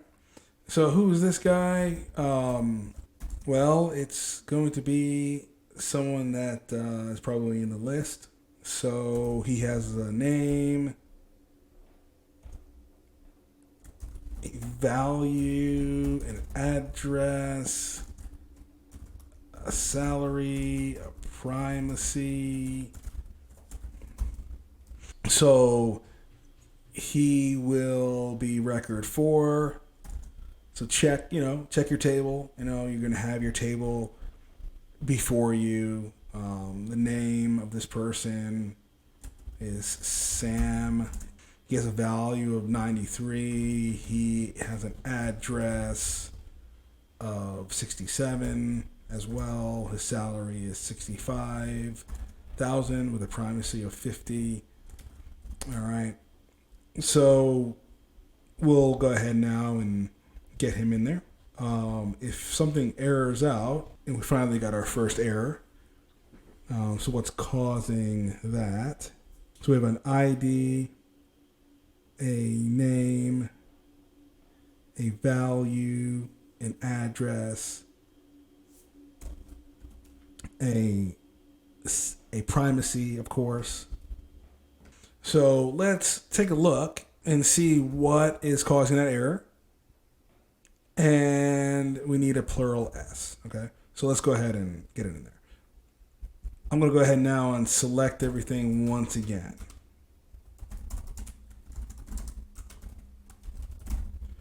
So we have four records now. So I'm going to go ahead and say this. Don't be afraid of errors. They happen. Errors happen, and we're going to work through it and build our database and continue to do so. All right, we have 2 more people that are needing to be added here. All right. This is a 5th entry. So he has an ID, a name, a value, an address, a salary, a primacy. Okay, so we're getting used to this syntax pretty quickly. All right, and okay, so this person is somehow here with a salary of 40,000 and primacy of 55. And I think we're okay with getting Sue in there. We have one more person we're going to add into our persons 1 table. So he's the 6th person who has an ID, a name, a value, an address. Make sure things are lining up here. Okay. So we have a salary and a primacy. This is our 6th record. The name is Mary, in this case. Value of 90. An address, location, and a salary and a primacy value of some kind. So insert into the table. ID should match. Name, value, address, salary, primacy. We should get Mary in there now.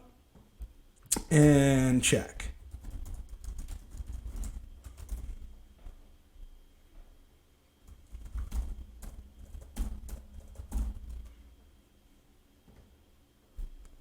All right, so we have met the requirements for this assignment, if you will, that was given to you in a virtual sense, okay?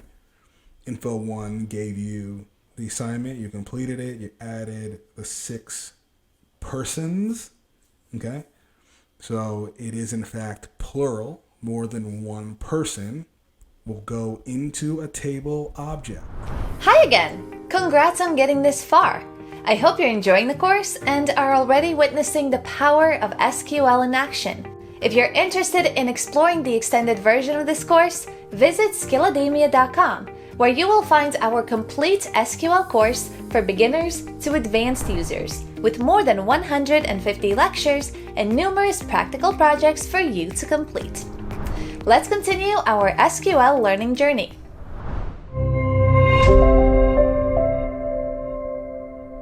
Okay, let's continue.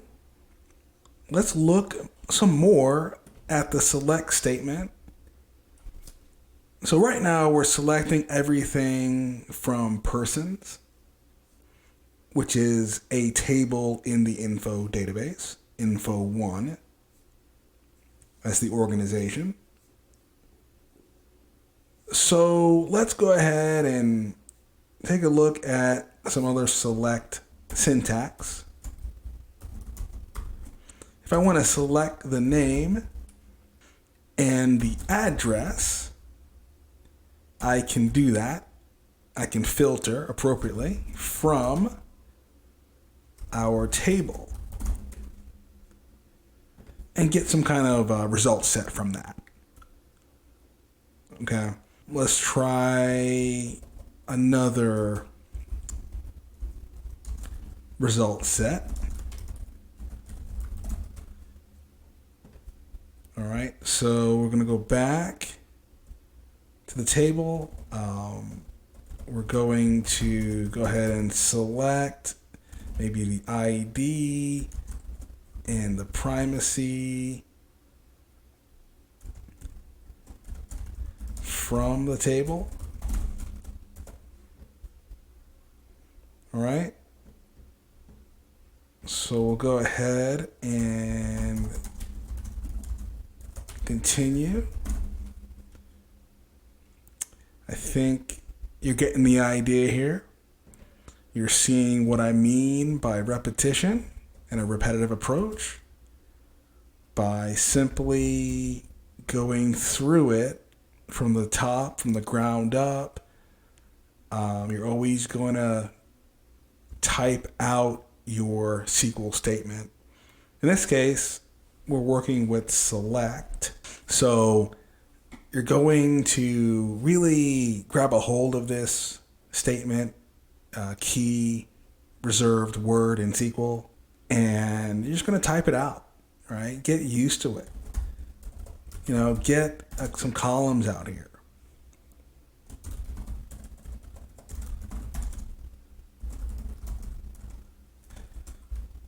From your table. And get some result sets going, right? Get used to this.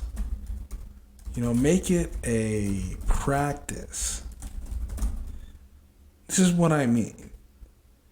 It's literally a practice and an exercise in the database against these table objects. So we want to try another result set. Great.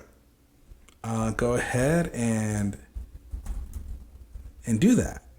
I'm going to need a name and a salary. TBL persons. Okay. So we get the idea of some things we can do with select. We're simply fetching result sets. We're fetching and getting everything if we want to. Okay. And there it is. So we're still with the persons one organization. All right. Now we're going to stay with select for a little bit here. However, as I said earlier, SQL likes to feed into itself, and the building blocks take care of itself, because another piece of paper just came across your desk from Info1, from the organization. They need you to add a few more people. So now you're going to do that in real time. So you're always going to apply what you've been doing, right? These are the building blocks. So you've got to get back in there and be granular with SQL. All right, this is what I'm talking about. Don't be surprised. This is what I said earlier. Don't be surprised if we're going to create another table or insert another person or even create another database on the fly. Don't let that be a bother. It's a very good thing here. 7th record. The name is the name. The value is 95. The address is 67. The salary. And there is a primacy value as well for our persons one. So we line it up yet again, and we should be okay to add a guy or a person or a girl named Ian. We haven't specified gender in this table. Not too sure right now. All right, so focus on who you are as the SQL person they brought in, never the details, okay? So let's go ahead now and retest. It's a rinse and repeat. So the requirement says there's one more person.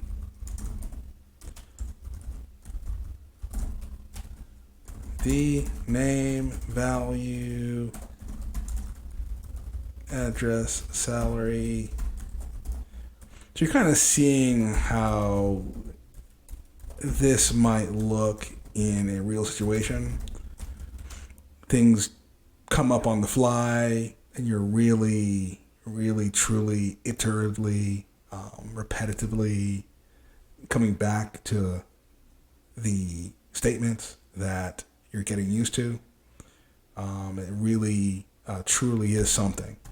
And I really want to relay that in this course. I really want you guys to really get a hold of that concept. You can never write a SQL statement enough. Okay? All right, so Oscar is here. And he has a primacy value as well. We're going to get him in there as the 8th record. So we're up to date according to Info1. Persons one is all right now. So we have everything we need for that. Okay, if we need another result set,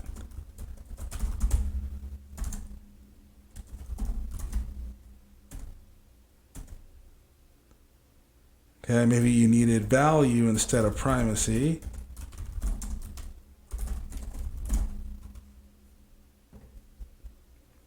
So we can see that everyone in this person's one department has these values. Okay, these are their values for a particular purpose, maybe a particular metric. Again, not too sure. But we're going to keep testing to make sure that this table is up to date for Info1. All right. So our responsibility is to stay in the syntax and the structure. So at this time, we have been given another task and I've said it before and I'll say it again. There's a new organization, a new department within the organization that needs to be addressed, some attention that needs to be given to it. They need a new table. Okay? So here we go again. So this table is going to be a table of the persons in that particular section of the organization. So that's going to be their name. All right. Persons A comes with its own primary key.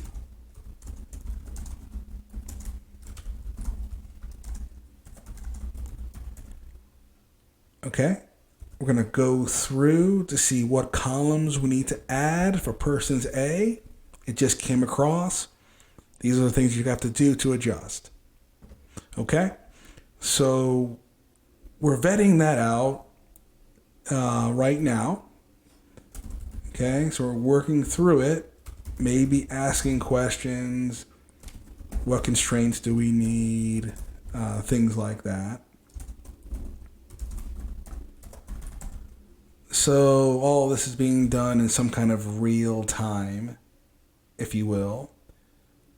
All right. So for persons A, we have some kind of score that needs to be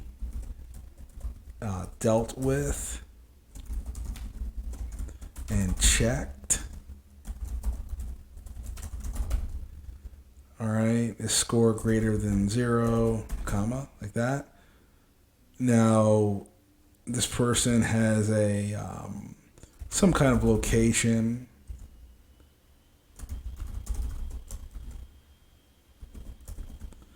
All right, maybe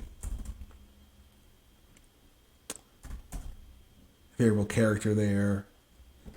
We will continue building this table. All right, so what do we have so far?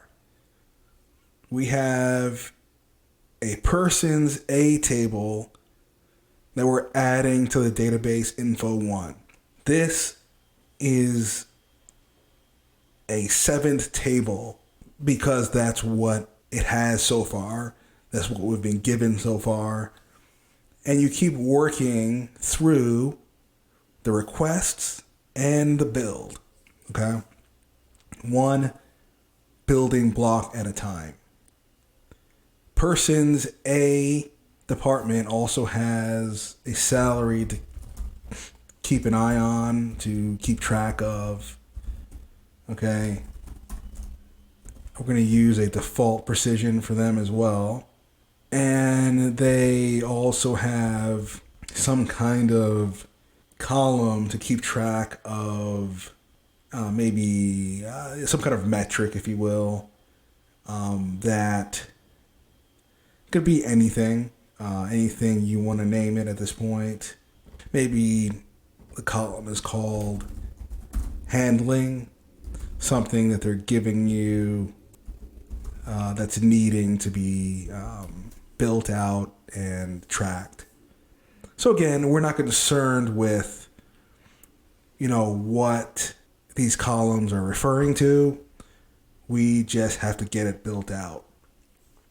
So handling needs some kind of data type. Maybe we can save space. So we talked about space and storage earlier, and the data types of numbers, like an integer. So maybe this one doesn't need to take up that much space. So handling happens to be a very small number, and that's kind of what you received. That's what was told to you. So we'll use a small int here.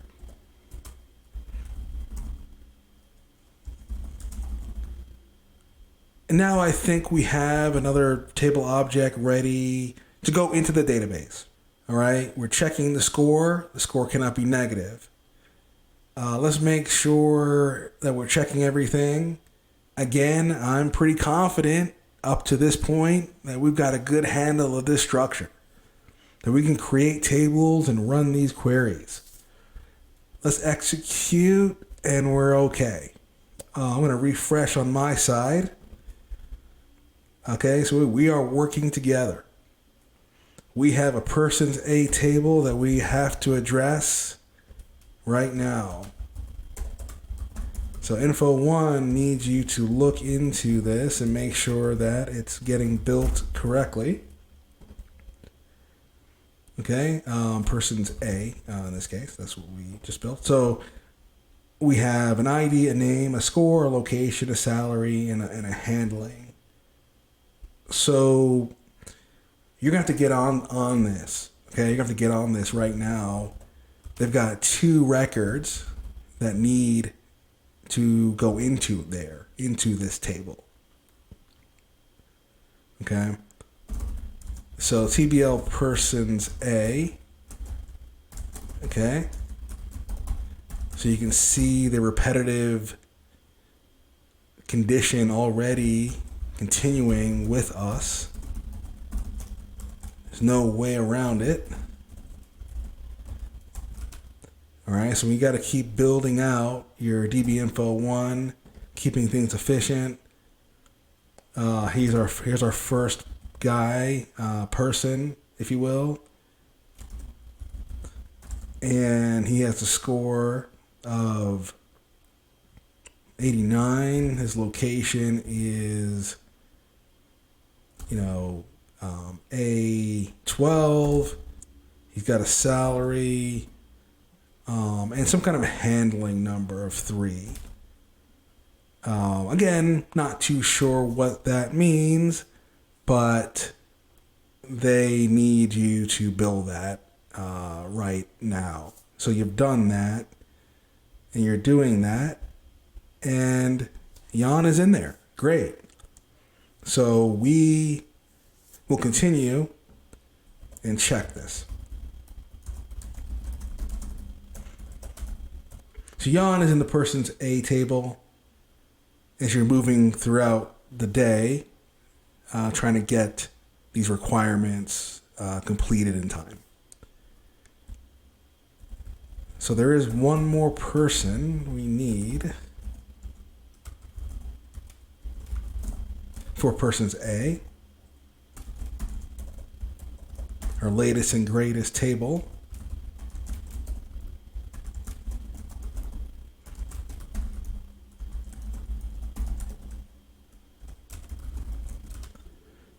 Okay, second record attached, connected to the primary key. The name is the name of the individual with a score of 88, a location of B3, a salary of a handling number of 2. So you're going to move as efficiently and as quickly as possible to get this information into the table object, which we've done. Repetitively check once again.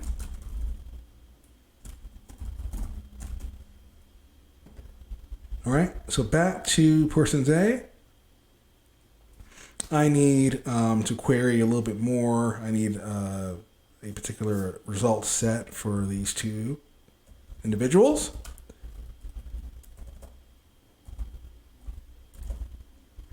All right, I need a name, and I need a location from TBL persons A. All right, so I know their location now. So I needed that result set. So I've got it, and I'm all up to date so far with our requirements for the task. We'll await the next assignment or the next thing to do within the database, and we'll continue on.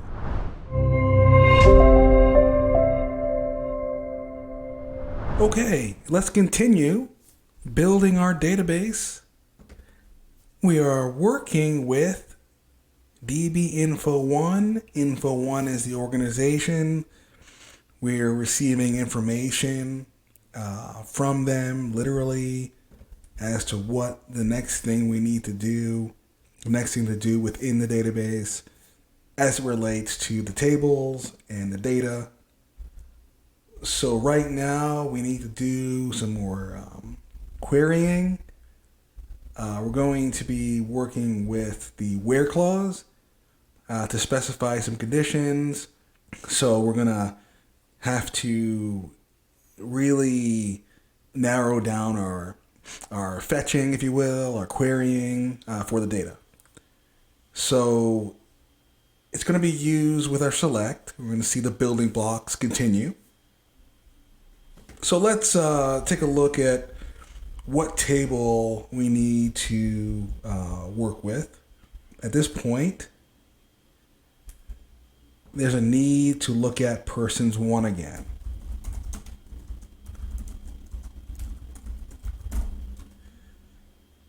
So we'll do that. So we're looking at it at this time. So we need to look at some salary stuff. We need to get some information. So we need a name, a location, along with that for the result set from the table that we have to look into, the table object within the database. Again, that table object or table is one of many and it can span into the hundreds. It has a unique key called a primary key for us to identify records. We have definitely addressed that concept a few times. We're seeing it in action. So I need to know something about the salary, or someone needs to know something about the salary, and they came to you to get that information. They need you to simply run a query. It's that simple.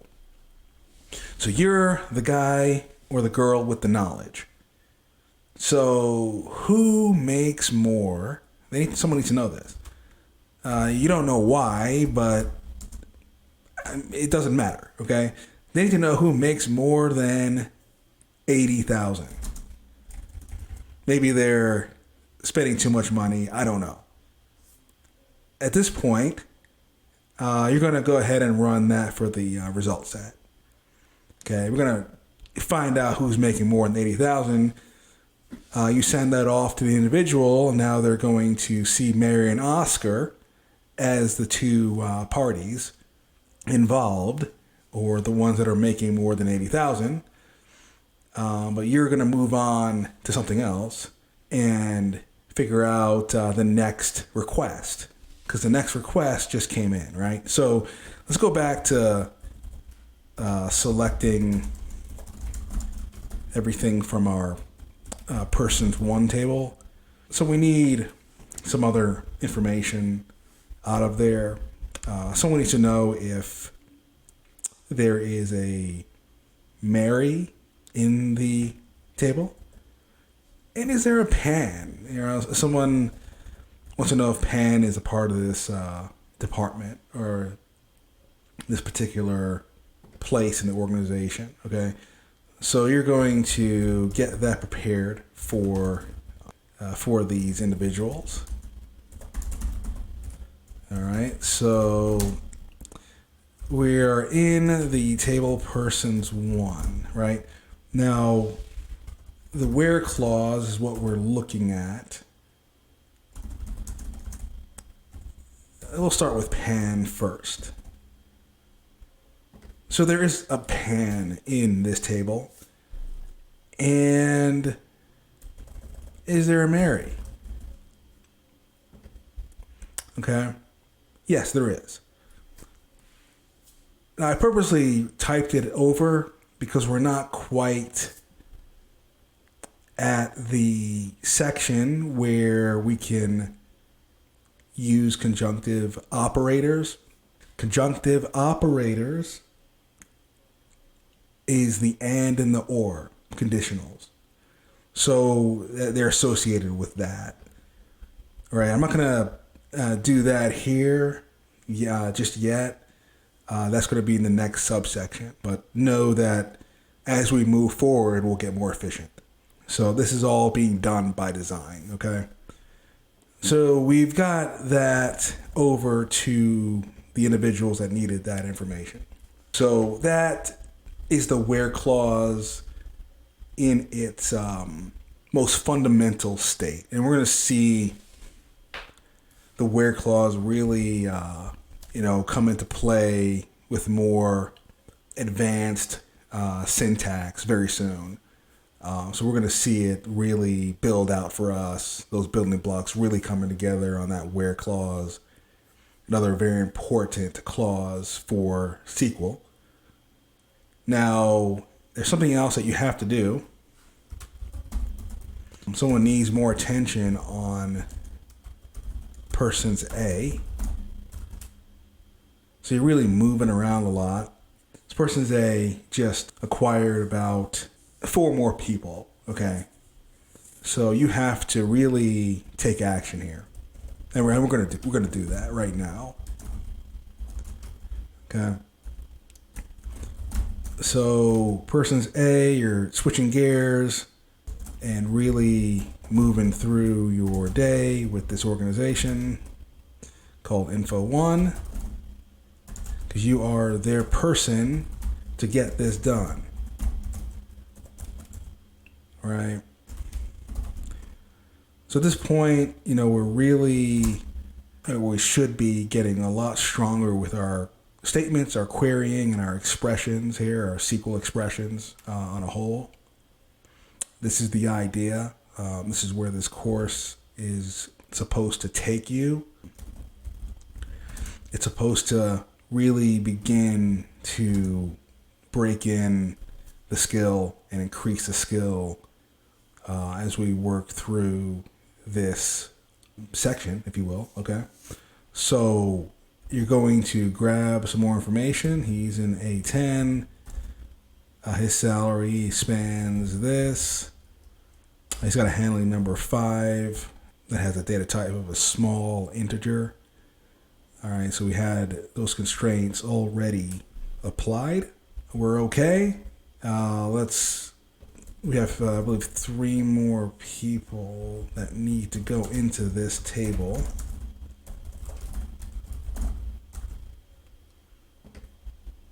All right, yeah, 3 more people, according to what you were just told, okay? All right, so you are working for Info 1 right now. You are building out their database, continuing, okay? You are with the person's A table right now at the current moment. And then we'll go from there and see what happens. If there's any changes along the way or some information that comes across that you have to act on. Okay, so you get the idea as you work to add the 4th record as quickly as possible, just in case, something comes across and surprises you. All right, so you're just going to continue to add the information for these individuals. All right, so we have a couple more, 2 more people that we have to get in here.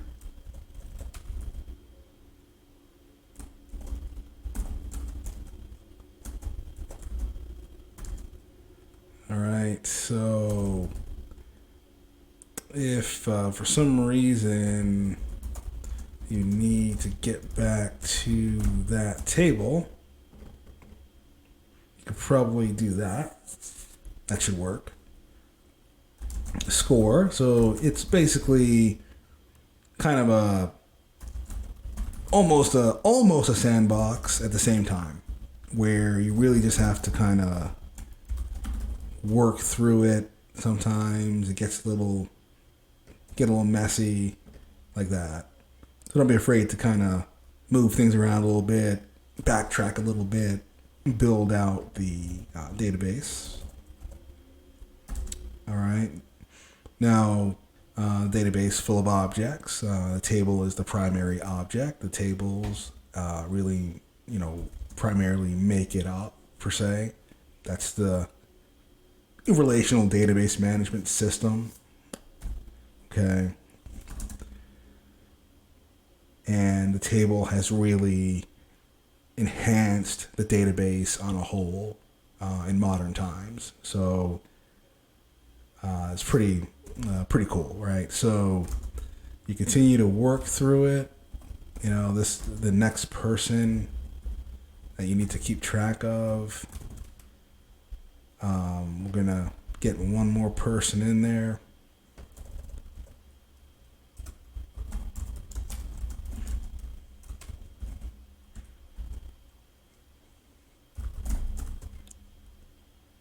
All right, so we need a sixth person, and we'll do that right now.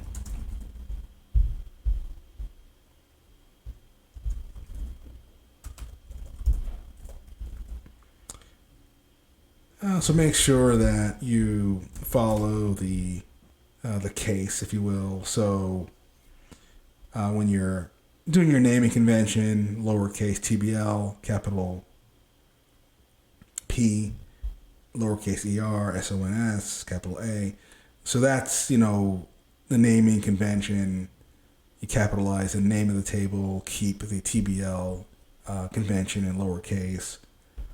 So try to remember that as you work through it.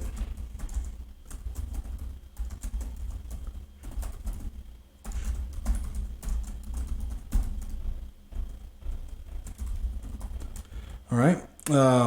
He is a sixth person. Single quotes for strings in SQL, represented by the char or the varchar. Now we have a score and a location. What's our handling number? Okay. Now let's see if we can get him in there quickly and move forward, because something else came across that you have to do for the person's A table. We need to find the ones making more than 80,000 again for the person's A. Okay, comma, salary. Let's take a look at who is making more than this much. All right. From our person's A. So now we've given them that information for person's A, that those are the individuals making more than that salary, that particular number. And we'll go back to where we were, we'll refresh, and then we'll move on, right? We'll move on to the next subsection. Okay, moving on. We're going to look more at the where clause here and bring in the and or operators. They're also known as conjunctive operators. Okay, they're used for comparisons. Okay, now we can combine multiple conditions here. So in so many words, they provide a means to make multiple comparisons with different operators in the same SQL statement. All right, so let's take a look at that. We're going to go back to our person's A table.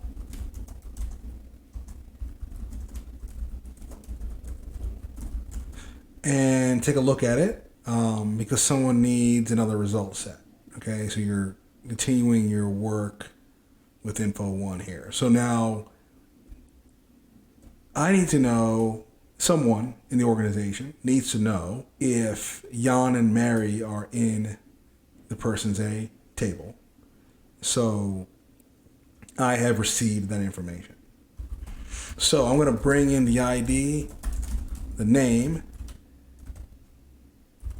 from the table where. Okay, so let's keep our case consistent as all capital. And we want to find out if Mary is in here.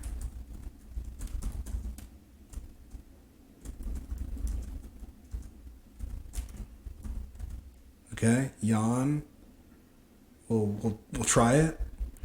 I need to narrow this down a little bit more because I believe one of them are in here. So the or is the other operator we can use. And that takes care of it. I know that Mary is not in here. I'm going to have to do another search to see if she exists somewhere else in the database, in some other table. Okay. Now, there's something else I need to do within persons A. So let's go back.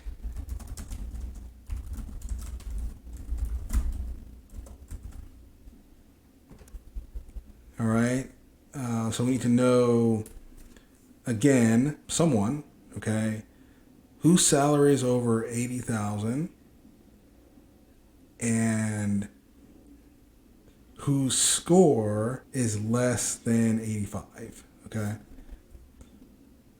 Like that. So let's say, we bring in the ID, we need the name, the score, probably. We'll go with that for now. From the table,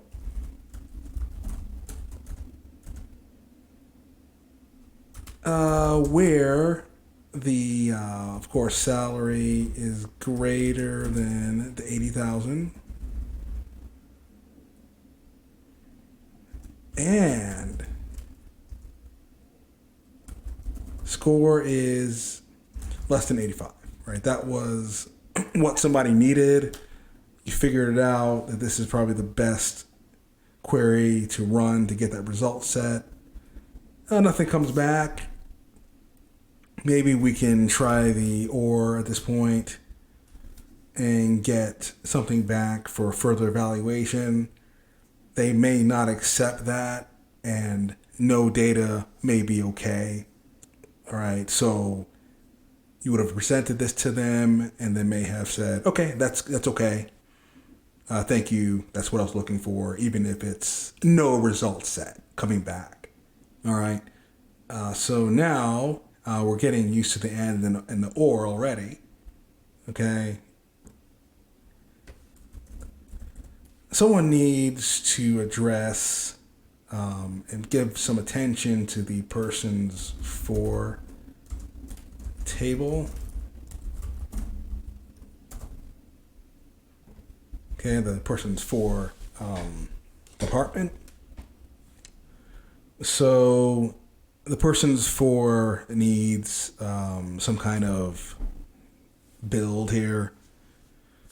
So you have the persons that need to go into it. All right. And then they need you to pull some result sets from that table on the salary and the primacy. So something like that probably just came across, and you have to act again on it.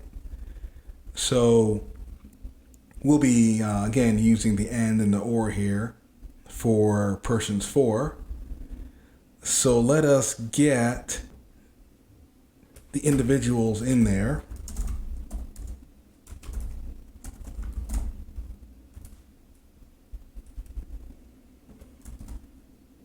So persons for has these columns.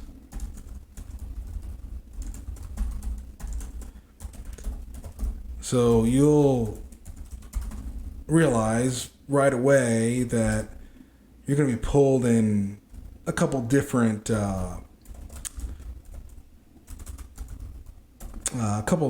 directions as you're jumping from persons A to persons 1 to persons 4, And you have to eventually build out the second, third, fifth, and sixth table object, and you may have to add 3 more, right? That's just the reality of it, okay? So you'll just go ahead now and do that.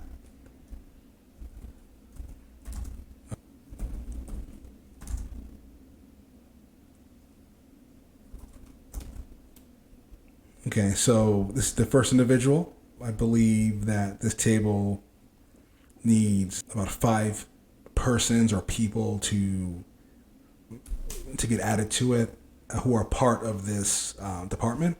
So we'll continue efficiently and as quickly as possible, but you want to be efficient.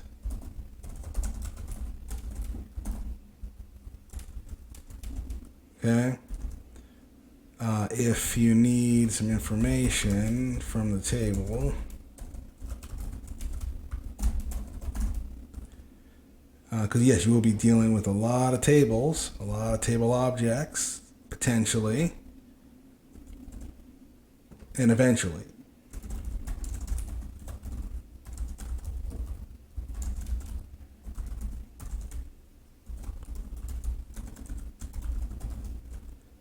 So now we have the second individual that's going to be added here. So we have a value of 91, an address, some kind of salary. Okay, so I think we're good here. We can look to see what we have so far.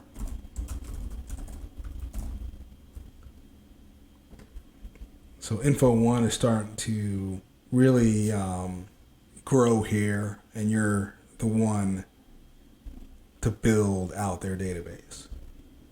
We need about 3 more people from what you were told here. So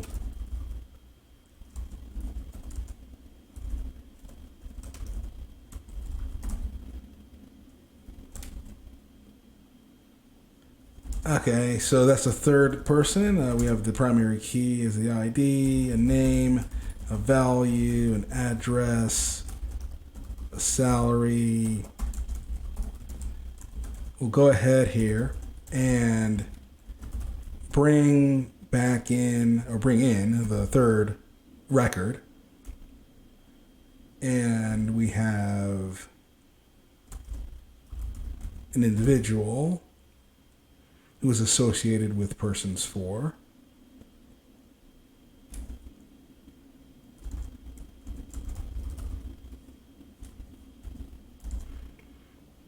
We have a salary of some kind, okay? And I believe Greg is ready to enter in there. I do not want to do this. This is what I kind of don't agree with. See what I'm doing there? We have 2 more people that we want to add, but that is just not the right approach for me. We really want to practice our querying SQL skills here. And the best way to do that, according to this course, is to exercise and continue to write it out. Okay, so we'll continue with the persons 4 table. You can highlight and get some more information that you might need to continue.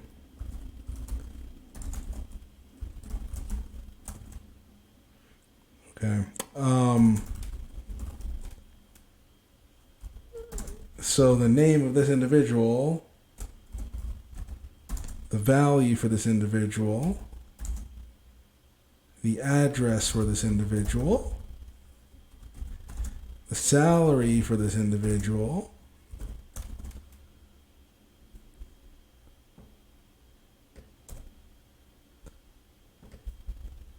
okay. We have 1 more individual to add,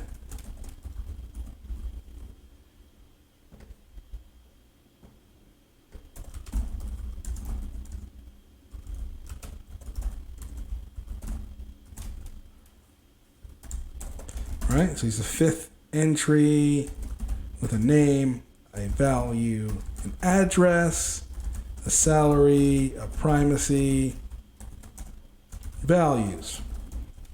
So,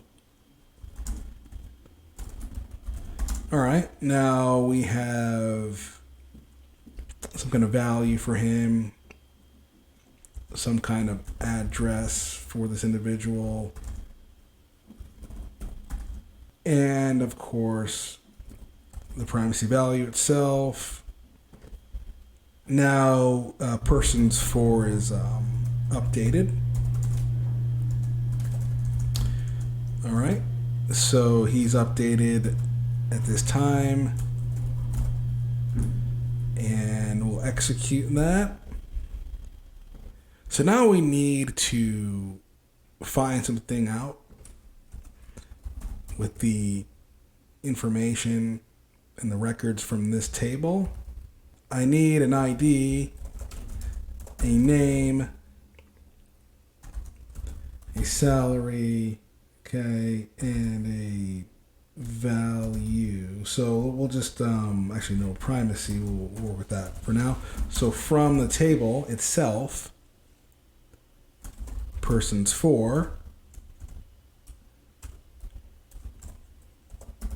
where the salary is less than that, or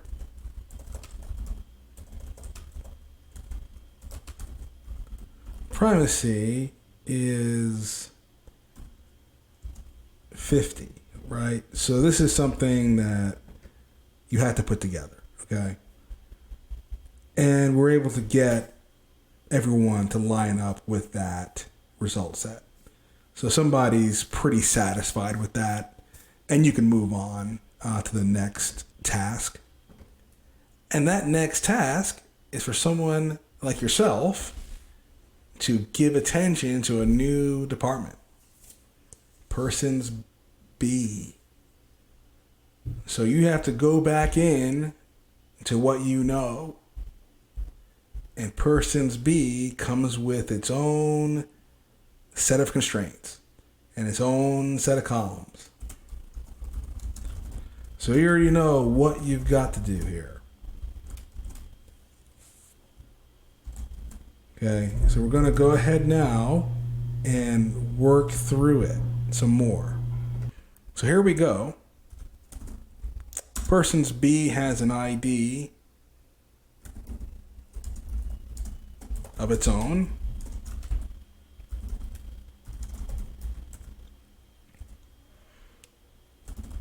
And some columns.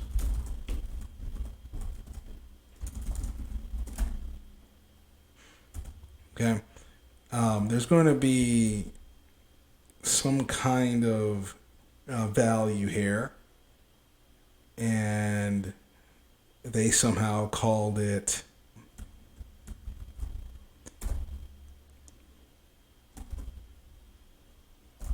okay.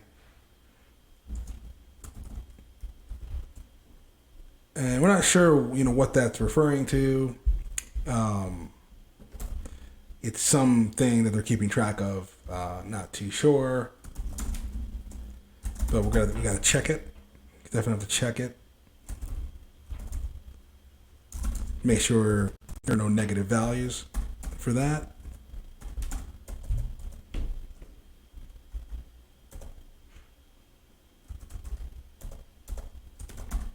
All right. Now, this person or these people will have an address as well.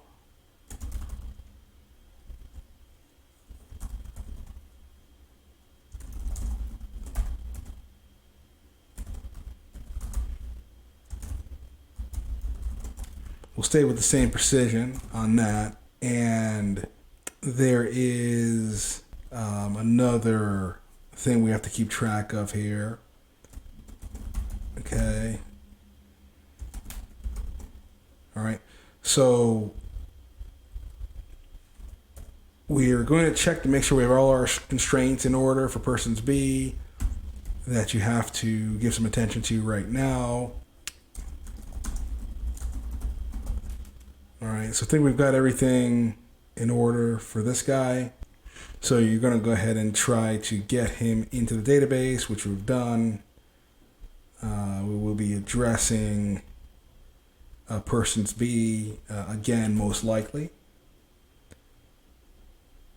We're going to go back to persons 1, okay, and run a few more queries against it.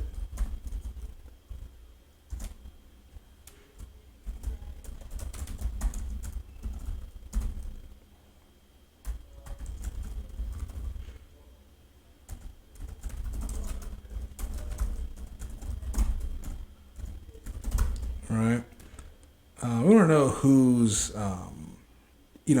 at address 67 and address 16. Okay.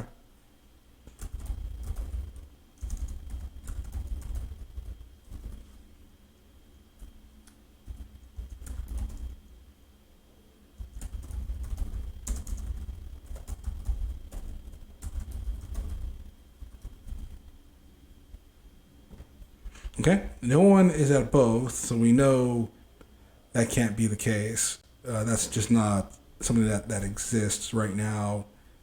But someone can be at either or, and we've got 4 people at address 67. Okay. So there's one more thing that we were told that we had to do from info 1. Okay. And we're looking at the value here. Someone needs to know the value of the people in this department. Not sure why, but you're going to be on top of it. Because I'm confident that you already are, and you already know how to move quickly and quicker through this syntax.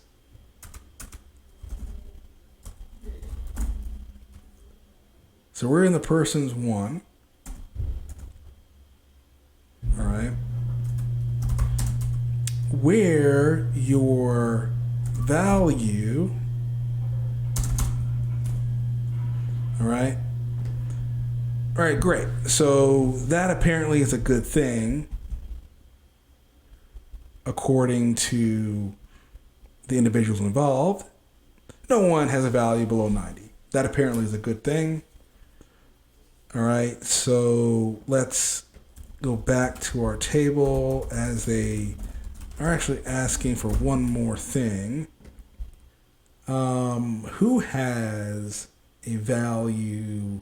Well, we know that the values are good, right? So you're basically having a discussion and talking things over. So here's what we have. They have another situation with the salary for some reason. So they want to know this. And you're doing things off the cuff here, doing your best to get them what they need. So who has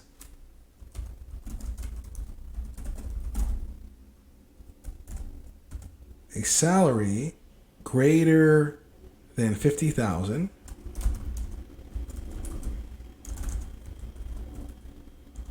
and lives or resides here? All right, so you're going to put that together, get the result set. If we error out, look for the error. It's just a single quote missing. That's all. Get your result set, keep it moving. And all of them, all 4 of them that we are familiar with at address 67 have a salary above 50,000. Hand over the result set and something will be done with it. Not sure. It's something that's not of our concern at that point. You move on to the next task. Okay. So that's what we're going to do as we continue to build out our database, info 1 here. All right. And we looked at the and or operators. Welcome back. We are in a new unit now. We'll be working with more SQL statements. At this time, we are in the database. Here we are. We're working with organization info 1. However, as I mentioned earlier, info 1 is the organization. They have a sister organization. A message came across your virtual desk that their sister organization, info 2, needs some help. You need to start creating a database for them as well. So you can see where this is going. So we're going to go ahead and get started by doing that to build out the database. It could be more than one, of course. So let's go ahead and work on the new database.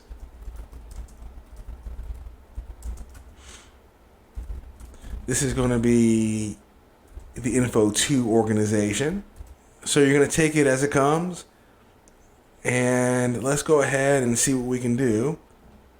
We're going to get the database in there and give the native refresh, as always.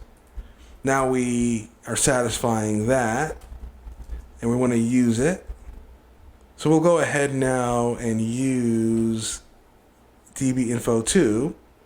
We need a table, of course, and we're going to get that creation started.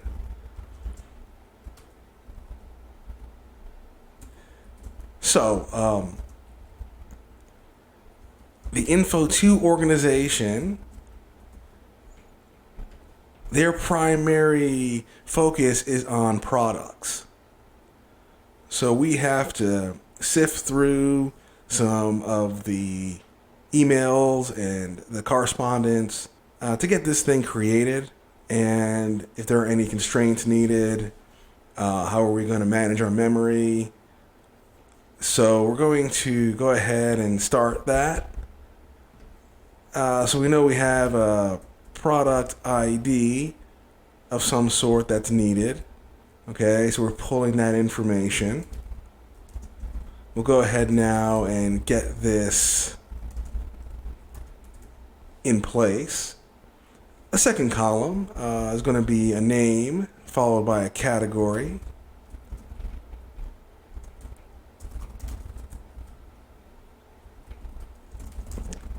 The category is also a varchar. We'll continue to build this table out. We have a location, some units, all right.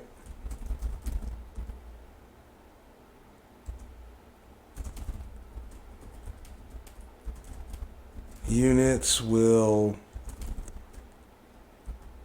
take a data type of int. We have an order ID in here as well. There's a cost.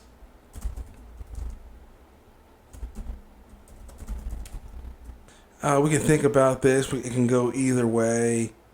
We'll go with money for now. There's always going to be a way to update. And that's what we're going to be focused on today is the update statement. Okay. Handling, and there are some broken units we need to deal with here. We'll make this a char for now, or a string to keep track of handling. And there's some broken units that we can try to save some memory here, and we'll see how this works out for us. All right, so here's our products. One table for the info2 organization. They need us to keep track of these columns and this information. We'll be adding data for the record shortly. I believe we're okay here. We're working together on building out a new database, or even a couple of them, depending on what's going on. So I believe we've got it. I believe we've got our products one table at this time.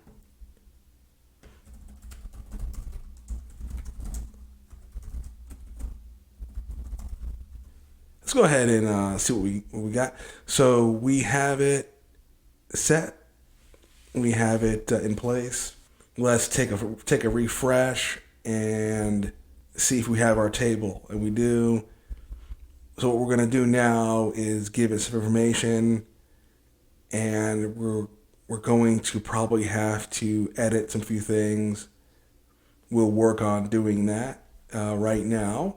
So let us begin with adding the 4 records that are needed.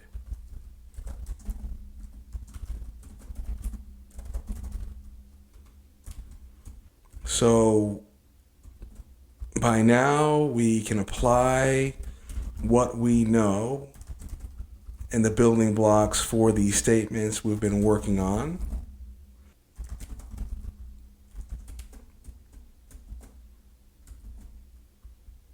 We have cost, we have handling, we have B units.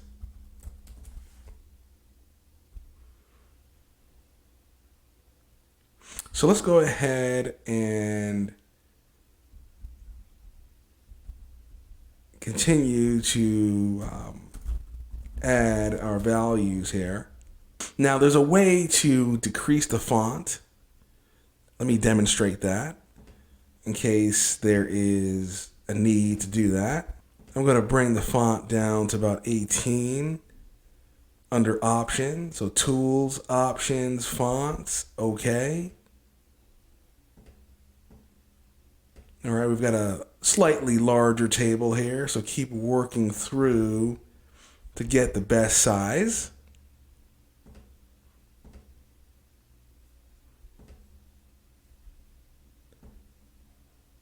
That's close enough. So we got our first product, okay? The name is PRD1. The category is R45.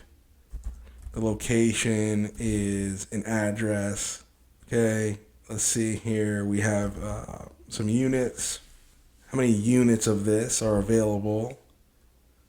There's an ID of, let's say, 10 for now. There is a cost of about 1,000. There's some handling going on here. We make some notes in this section. How many broken units do we have? Maybe 12. So that would be the first product. If you error out, don't worry. Inspect our statement and try to see where you might have gone wrong, right? We've got single quotes for strings, numbers for integers, and so on. So there's our first product. We want to type out the next one.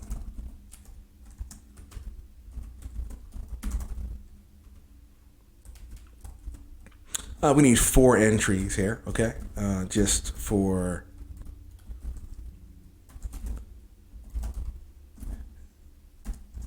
information's sake. In units, there's a cost, there's a handling, and we have some units here. Second, this is PRD2. Location is R45. A91, 44 units, 11. Okay, make some notes. Maybe 9 broken units for this guy. I will get him into the table. Let's check it, okay? Let's check it.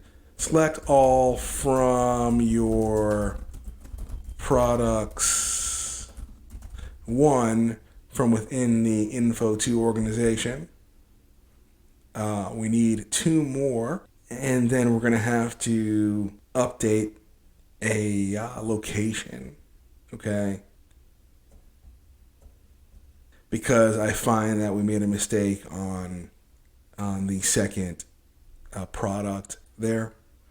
So let us continue.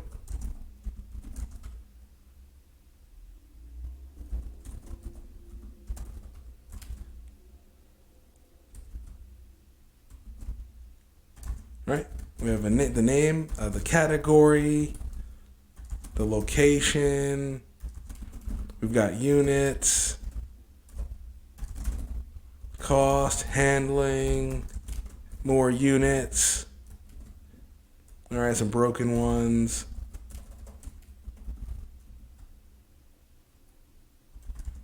All right, so this is the name of the product. We have the area as 91. There's a category of R49 actually. Make sure you line everything up. A91 for the location. Okay. Units about 40. Order ID 12. We got a cost of about 1,000. We're going to make some notes. Okay. For handling and a few broken units here. We have one more product to add. Make sure you're always typing it out. We're not going to, edit the previous one like that. We have a name, a category, a location, units, a cost, handling, broken units,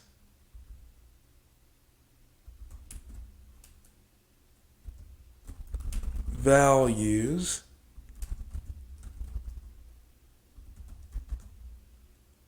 all right, let's see where he's located. I'm sorry, his category, and his location is 92. How many units do we have? Order number 13. Let's make some notes. We got 24 broken units.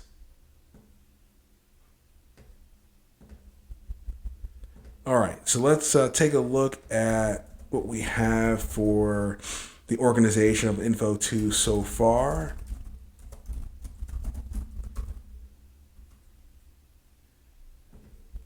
All right, so we have everything we need at this point. The product 2 needs an update, by the way.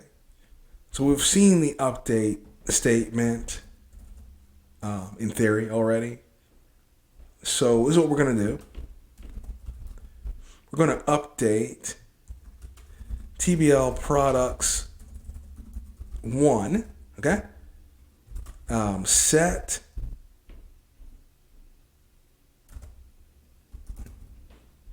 I'm going to go ahead and put this in here so I don't change the entire table. So the ID is 2. The PID, okay? I'm going to use that.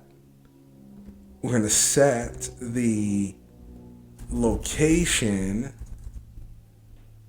to A90. Okay, like that. Because that was incorrect, and I need to, or we need to modify that, okay? So it should be okay now. A90 should now be the updated situation for us. The location should be A90 for the PID2. So select everything from the products table once again. And now, as you can see, we have the update. So we're going to inspect the table once again. Someone actually said there are more broken units for the product 3, so we have to keep working on what they need. So we need to continue our work here and be efficient and as quick as possible with these requests. So the where clause comes back into play for a PID of 3. Set B units to 14, because that's what they say the amount of broken units for the third product should be. So you're going to simply provide that update for the organization and supply them with the result set.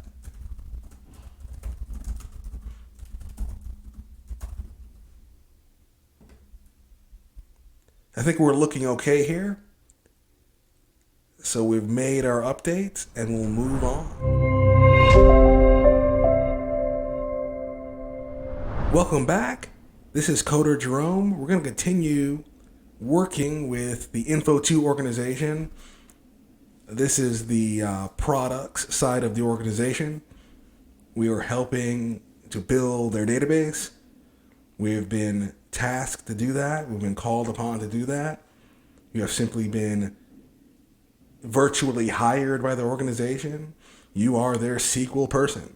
So at this time, we need to continue to build upon what we have been working on, the SQL statements and queries and expressions. We'll be looking at the like clause in this section. So Info2 needs a few more products added, of course, and we need to get granular with the like clause. Okay, so we're going to continue to work through the database for Info2. So let us get some more products in here. I believe they need 2 more. And then we're going to try to find some things using like, okay? I think my spill on repetition has really come home with everybody. I think that we are really, at this time, getting used to these statements. And again, I'm very excited about that. Again, repetition is the foundation of this course. So we need to insert another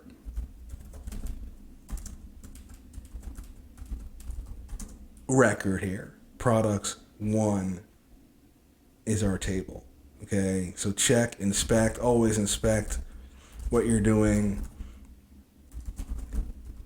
in your statement. Do not be afraid of mistakes or errors. You're as good as how quickly you can correct that error and get the organization what they need, in an efficient manner. Okay, so our 5th record. This is a product 5. The category is going to be R30. The location is 95, area 95. We have approximately 51 units. The order ID will remain at 14 for this one. Then we have a cost of 1,000, handling notes for a few people that need that, a couple broken units. So we're going to get that guy in there, and we have one more we need to get in here.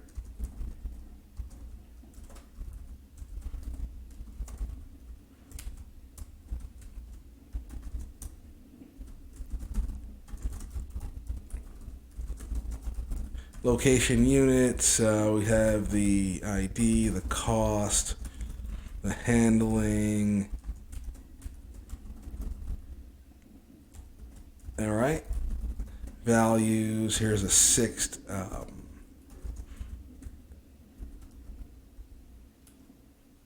Product, where's his location? We believe it's R31. All right, single quote, comma, single quote, R31, single quote, area 96, 54 units, 12 broken units, 12 units total. I'm sorry, the order ID is 15,000 notes that we make, 12 broken units right there. Let's get him into the table at this time. Let's see where we are.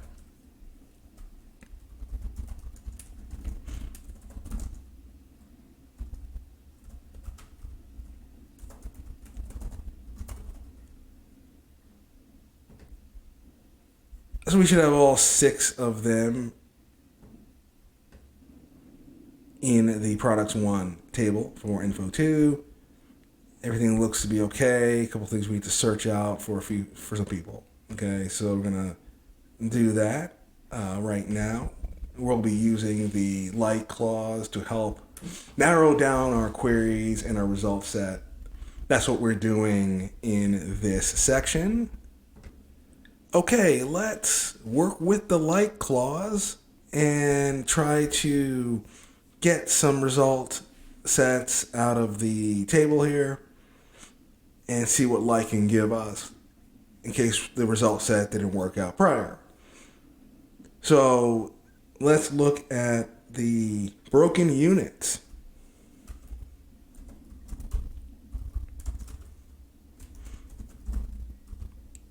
Okay, like is the keyword. Select all from the products table where the broken units are like. Okay, so in single quotes, we're looking for a specific number. Who has 12 broken units? The percent symbol signifies the wild card. So this is how like works. So we have 2 products with 12 broken units. Let's see another scenario of like. Let's find any values that have a particular number in any position. So that's 12. Add a percent sign in front of it. Now the rule is to never edit that way according to the principles of Coder Jerome. Let's keep practicing. All right, so percent. All right, and those principles map to repetition, okay? So let's go ahead and take a look at that. So the result set is the same, but 2 wildcard symbols there just say that the 12 can be in any position. Now, let's say we want the second or third position. Let's try that out. All right, we'll work with the B units, broken units here. All right, I'll select this to execute everything and get a wide view, single quote, underscore, and we just need the second position at this time. So is there a 4 in the second position?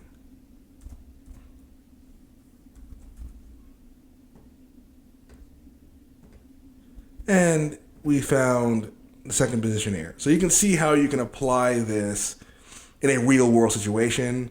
Again, we assume emulation here. This is assuming a situation where you're needing the second position for some reason. But for us, of course, we're exercising and practicing and then assuming play acting and emulation, okay? And that's what we're doing here. The next way to work with like is find any values that end with a particular number. Okay, so let's try it.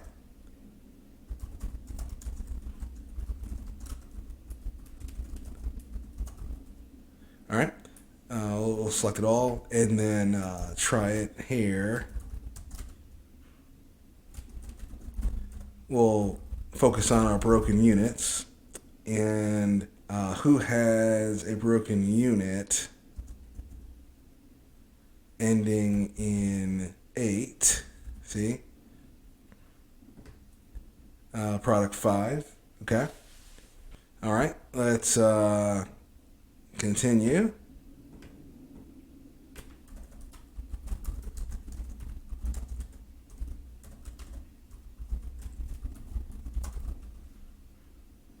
I like to keep the integrity of my case, right? I want to make sure that what's capital is capital and what's lowercase is lowercase. So I'm a stickler there, so I don't want to break that integrity. Now, let us take a look at this. Find any value that has a particular number in the second position and it ends with a particular value. Let's look at location here. All right, we want to test for that. Okay, we're assuming a 9% 0. Let's see what that does for us. All right, now we have our A90. We had to update that earlier, so we want to make sure that he looks good. Okay, so we used a like for that. So that, pretty much takes care of the like operator, the like clause, if you will. So we're going to continue to work with our tables here, and we'll see these wildcards again. Hopefully this will get us further along with like. Like is a very special kind of clause, and it's good to work with it for your result sets. Let's go back to the table.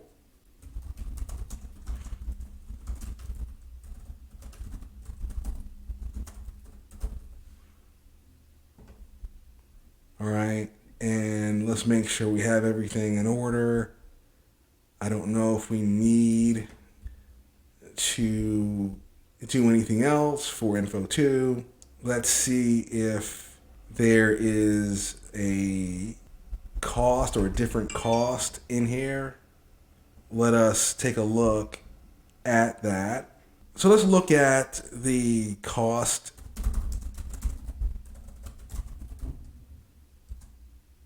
field here.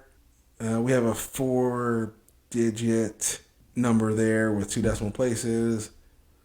Let's see if we can get something to work on that.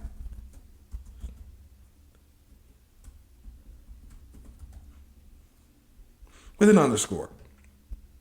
All right.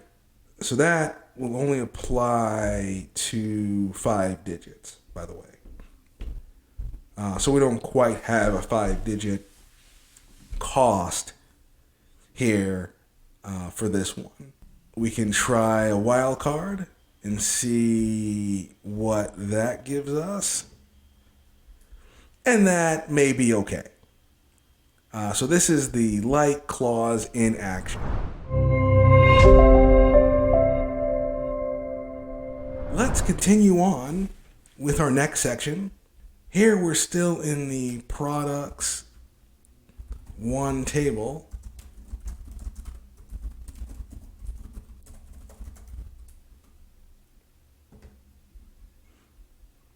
And we'll be looking at the top clause to get the top variable numbers and a certain percentage of records.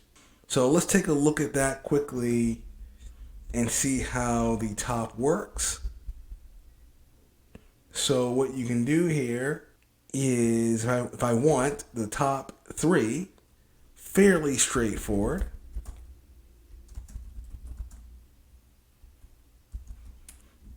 Catch all from TBL products.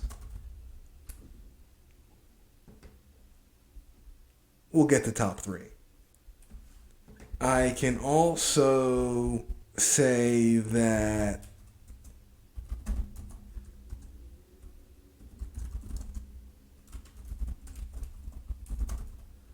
I want to limit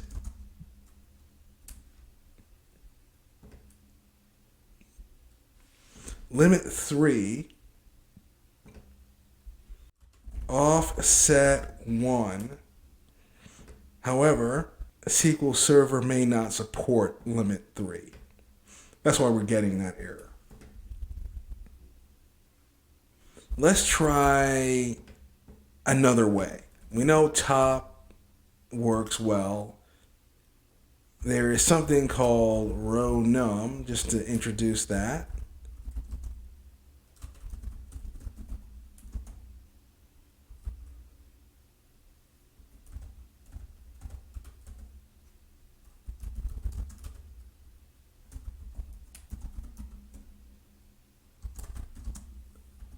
Okay. All right, so we'll stay with top. Top is our guy that we really want to focus on.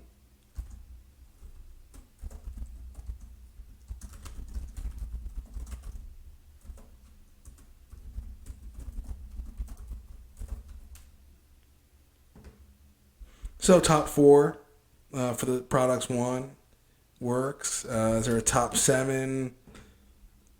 No, but we have 6 records in here. Top 1, you get the idea on how this works. If you need to just get the top percentage or amount or an amount of records. Okay. So that is what the top clause does.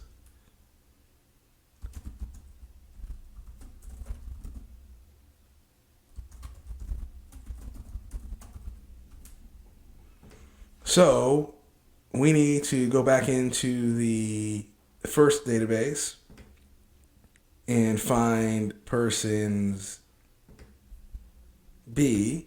So we're going to use dbinfo1 and get into the persons B. All right. So persons B department needs some attention here. So we're going to go ahead and they're in desperate need of some editing. So we're going to need about 7 records. And they're going to want to know who the top 4 are with some kind of condition. Okay, the top 4 making a certain amount of money, a certain amount of salary. Okay, so we're going to be doing that right now. So we need to know who are the top 4 people over a certain amount. Okay, so someone needs to address the salary again in the Info1 organization.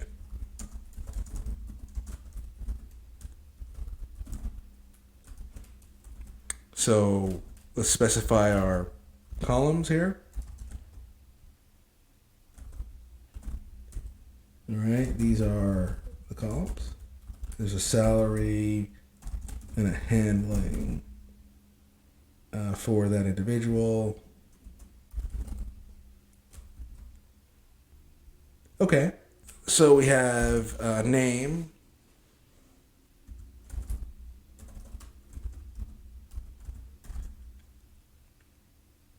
This is going to be some kind of value between 100 and 200. There's a location here, an address, location, a salary, and a handling number of some kind. Okay, so we're going to get the individual in there and continue to fill this table. Then we need the top 4 that make a certain amount of salary, and then we're going to give that result set to the individual asking for it.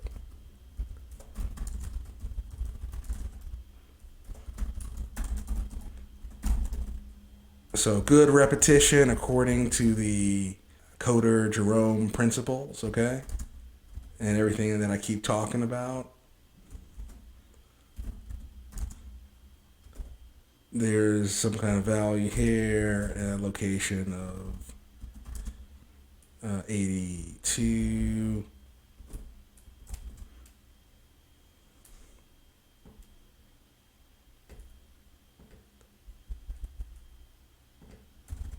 Now let's get the third person in here.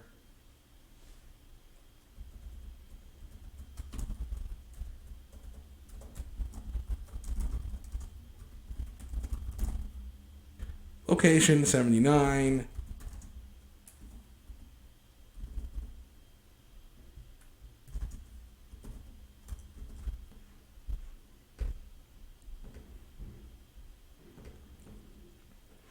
Let us check our table. Persons B. All right. Now we need 4 more individuals to fill the table. So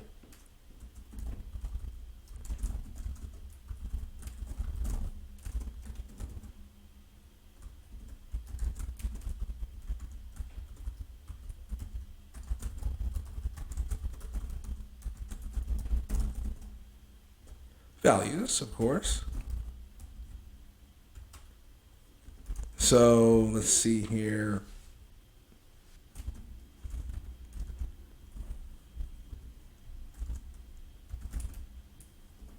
All right, so the salary,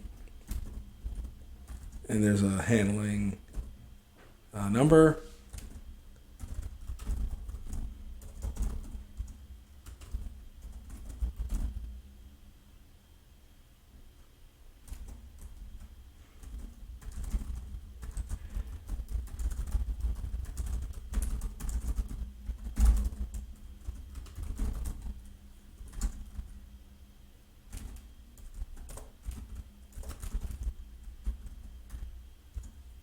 $109,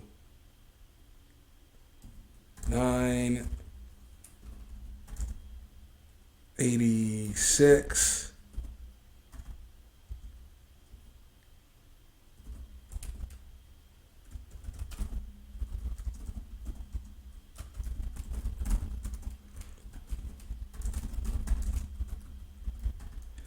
the address, salary, there's a handling, value, 6, record. All right, let's see what we have here. All right, so you're filling in these values. Okay, let's go ahead and insert each one individually by highlighting them. Check for errors, of course. We have one more individual that needs to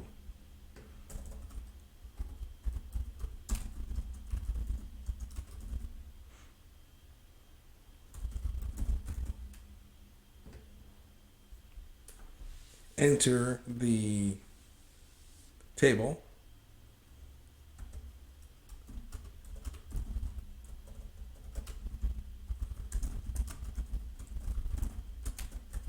Okay, so he's going to be the seventh person. Name. All right. Grab all of your rows, all your columns for the records. Okay.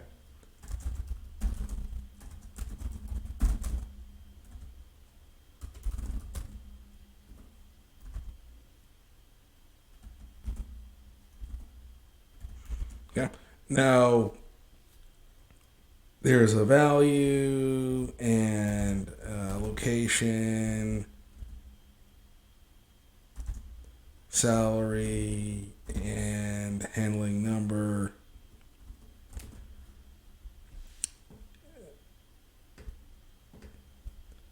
So we can select these to get our information.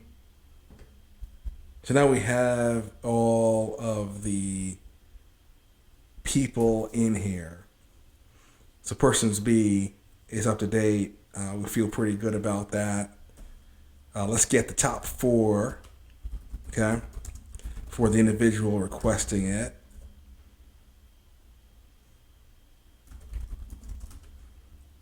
Okay.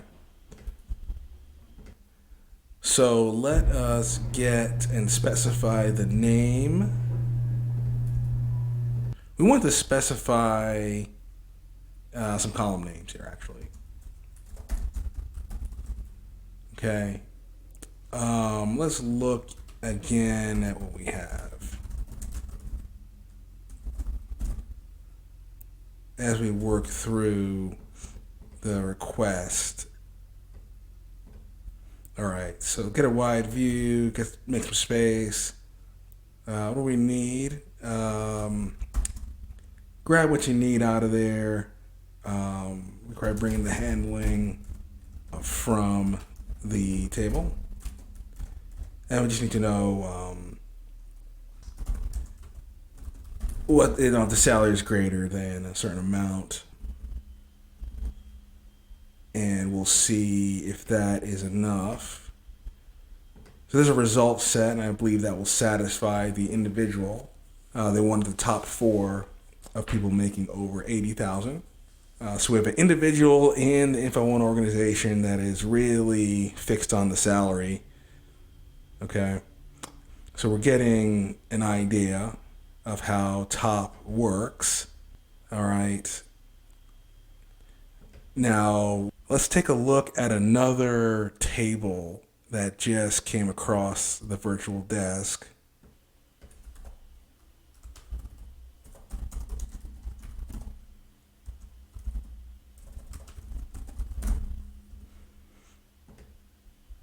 All right, so we're going to look and inspect this and see what is going on. They want to know if anyone is making over 80,000. So they want the top two. So, okay. Let's see. Let's bring in the name, salary.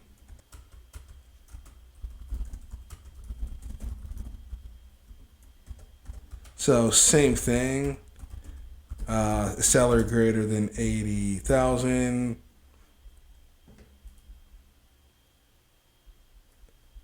Okay, so let's go ahead and remove that. So no one is having a salary greater than 80,000. We need another result set. There's another request there as well. Okay, so let's keep going.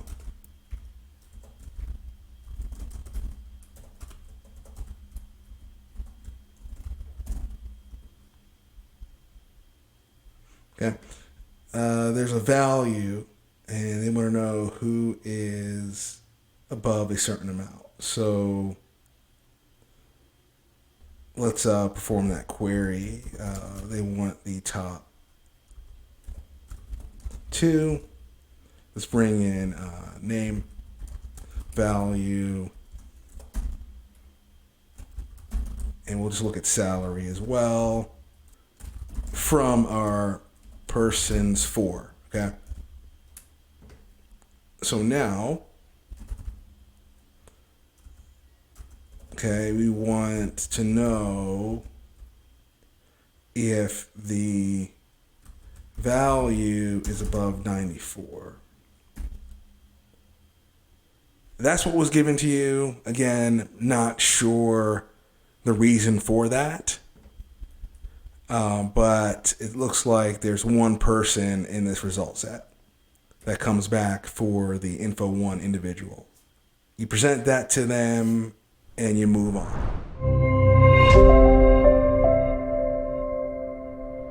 Okay, let's continue.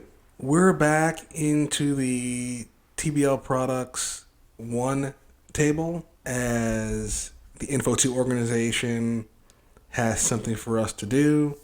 There's something that we know that we need to do. And in this section, we're going to talk about the keys, more about keys, the primary and foreign keys. So we need an orders table. So we'll be working on that right now as we continue with Info 2 as the company. Info 1 is the other company, and you are somehow involved with this organization with both of them. So again, you are the SQL person that they brought on.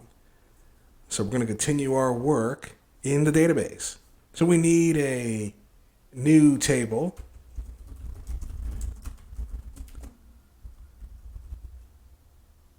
Okay? And we'll go from there. The orders table will correspond to the products table. We've seen this, so let's go ahead and work on that. We have an OID. It's not null. We'll make that the primary key. Here's the next column for the orders table. There may be some kind of amount.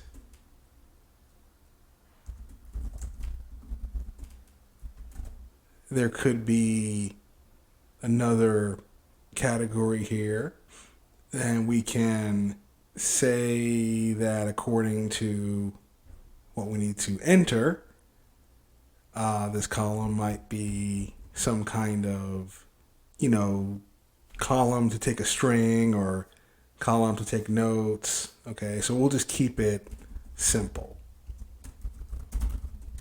and generic because we're just practicing and emulating here, right?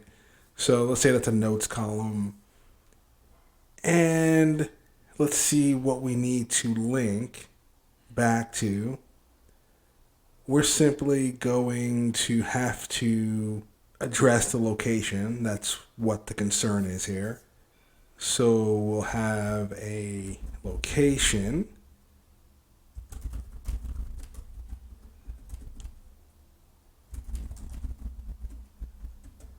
Then let's see what we can do about our keys now. So this is going to be the ID that will begin to link the tables together.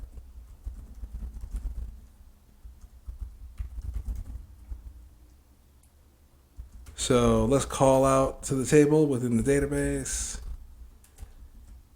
And that table has the PID that we're looking to link to.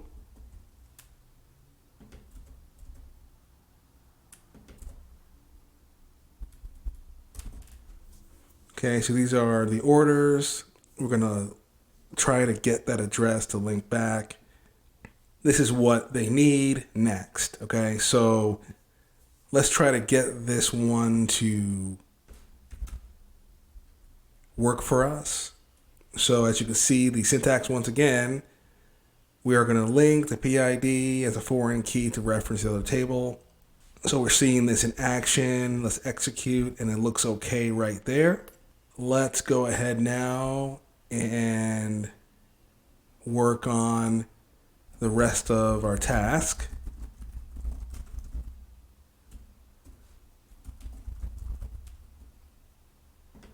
So that looks good. So at this point, we need to get some information into it, and we'll do that.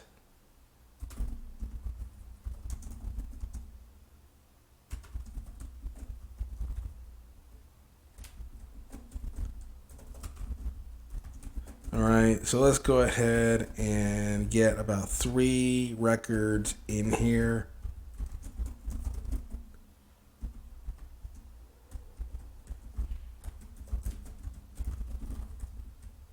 Okay, so at this point, we'll have some records in here. Okay, the notes and our location.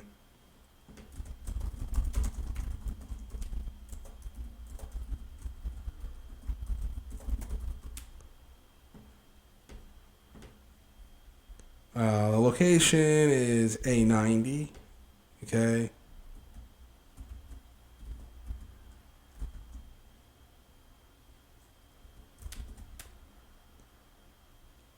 So let's see how we can link that back. That seemed to work out just fine. Let's add a few more.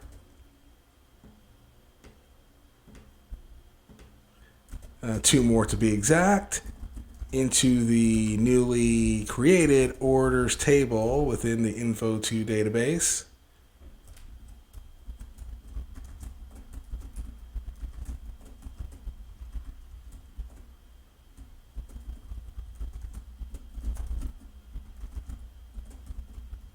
Okay, so this is, in so many words, dummy data. Again, remember, we're practicing and simulating a real life situation here. All right, so we're doing both in our lesson here, okay? This is going to be A90, and let's see what we can do about that second record.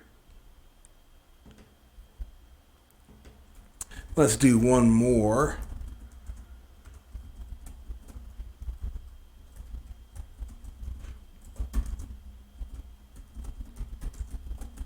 You're probably tired of hearing me talk about repetition, but we continue to build on that foundational concept, as you can tell by now.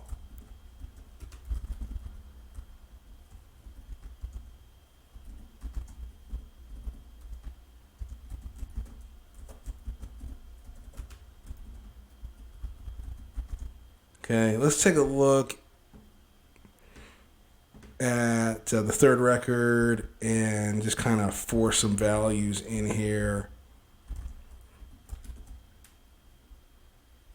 And then we'll see kind of what we have, if you will. So selecting works, the orders table now corresponds to the ID of this guy, of both of them. So let me scroll up for us. So right now, in a lab sense, we connect both tables, orders and products. The orders table corresponds to the ID of the products table, and our location matches. So we know that the first record, whose location is A90, has certain notes on that individual. So we can link those notes together, match the amount. So this is a small example of how the foreign key syntax works. Let's go ahead and continue on with the next thing that we have to do. All right, so we're going to need another set of objects here. So we're going to go ahead and create this. You guessed it, products 2. And yes, we will set our keys appropriately for these new objects. Okay. So products 2 will take we'll take some kind of ID. Okay. We'll see how this goes with a not null constraint and a primary key. So these objects remain separate. Okay, so we can have many tables in the database. This one will also have a name.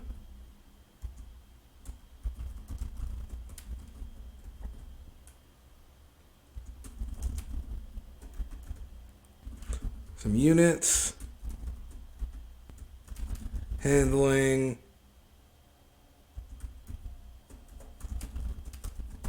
Okay, and then we got to keep track of the broken units as well.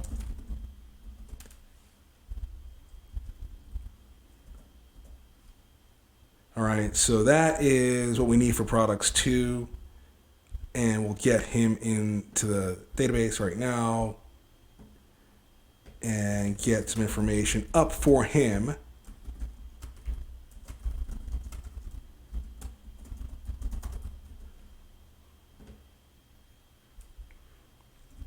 All right, so now let us work on the next table, which is a orders 2.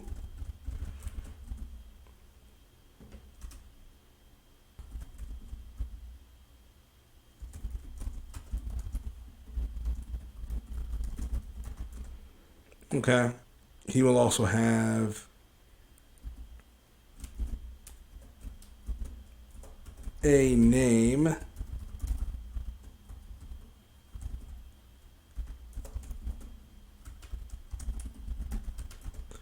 Let's see here. What do we want to keep track of? Probably the broken units.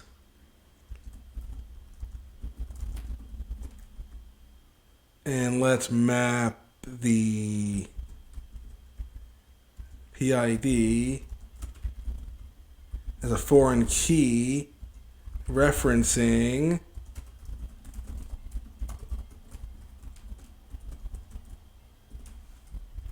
okay.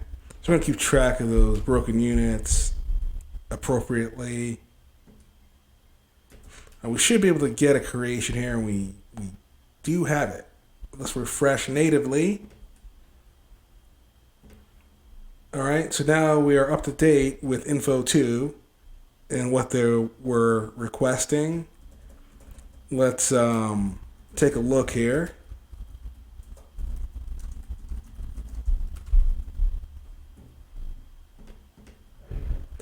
Okay.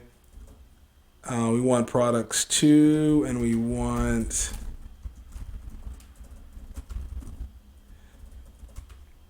to keep our case in order there. And make sure, of course, you type all of this out. Get used to how this works. So there they are with no records in it, because that's not what's needed right now. We don't have any records yet for these particular tables, but they are linked together, in fact. Okay. They are talking to each other through the PID. We're going to keep track of these broken units. We'll probably look at that shortly. But right now, we'll move on. Okay, let's look at a way to quickly see how we can get unique values out of a table, eliminate duplicate values. Let's see what we can do. So we need to work with the DB Info 1 database. We're going to go back to the persons 1 table.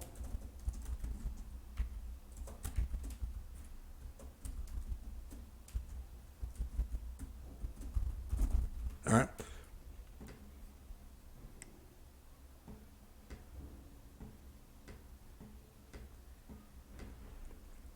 So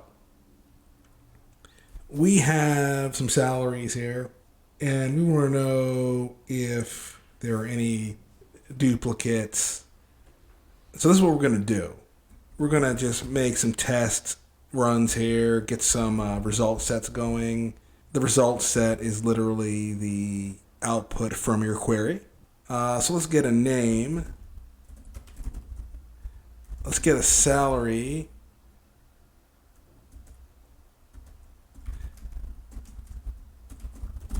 All right, let's execute this. And the question is, do we have duplicate salaries? Yes, we do. Let me erase this. Let's bring the salary in by itself. We do have a couple duplicates in here. So let's try it. Let's try to see what we can do to eliminate duplicate entries. You may encounter this and you may need to know this, okay? So at this time, let's take a look at the distinct keyword, which will help us to get and eliminate duplicate entries. So the table. All right. Now let's go ahead and see what we can do. So we've eliminated the 90,000, which was a duplicate. We're going to have to traverse through some more tables and see what else we can find to hand off this result set to the individual who needed this information. So let's check each table and see what's active and what's not.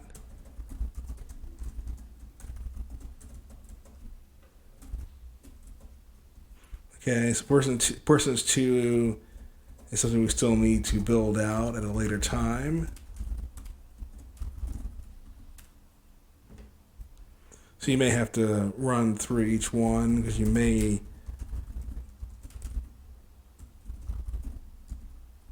as your database gets bigger, sometimes you've got to do some groundwork. So do we have, any duplicate salary in here?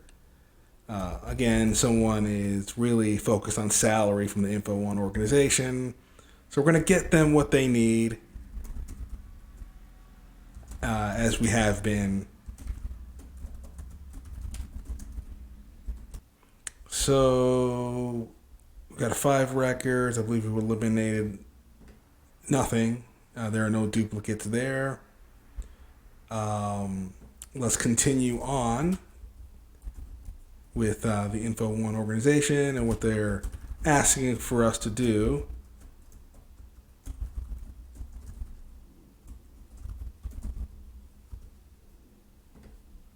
All right.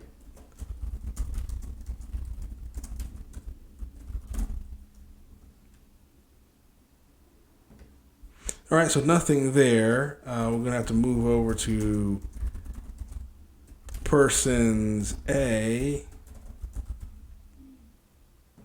and do the same thing, okay? Are there any duplicates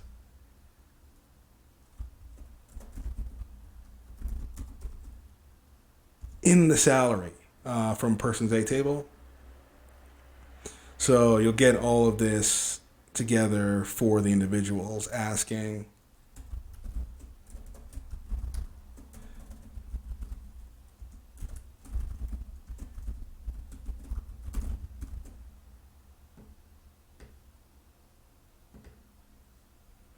All right, there are 6 records, nothing here. We're gonna check one more table.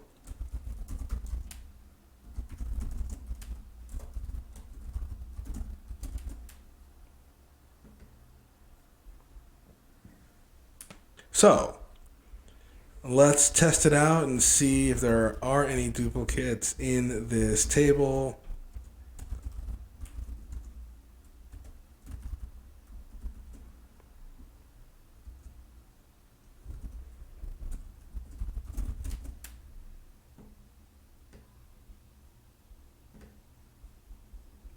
7 records for persons B and nothing there. So we've supplied that information back. So we can check for duplicate records in a field. If there is a need to do so, use the distinct keyword.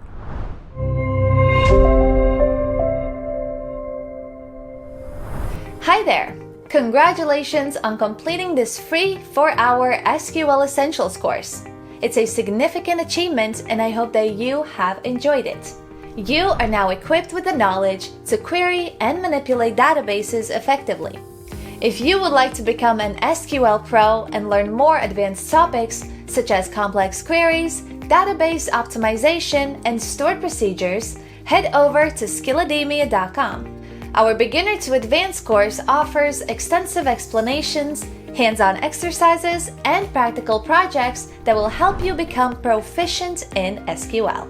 You will master advanced SQL techniques, explore database management systems, and gain expertise in writing efficient queries. All of this while working on real-world projects and practicing your skills alongside the instructor. If this sounds like the next step for you, don't hesitate to check it out. Thank you for watching, and I'll see you soon.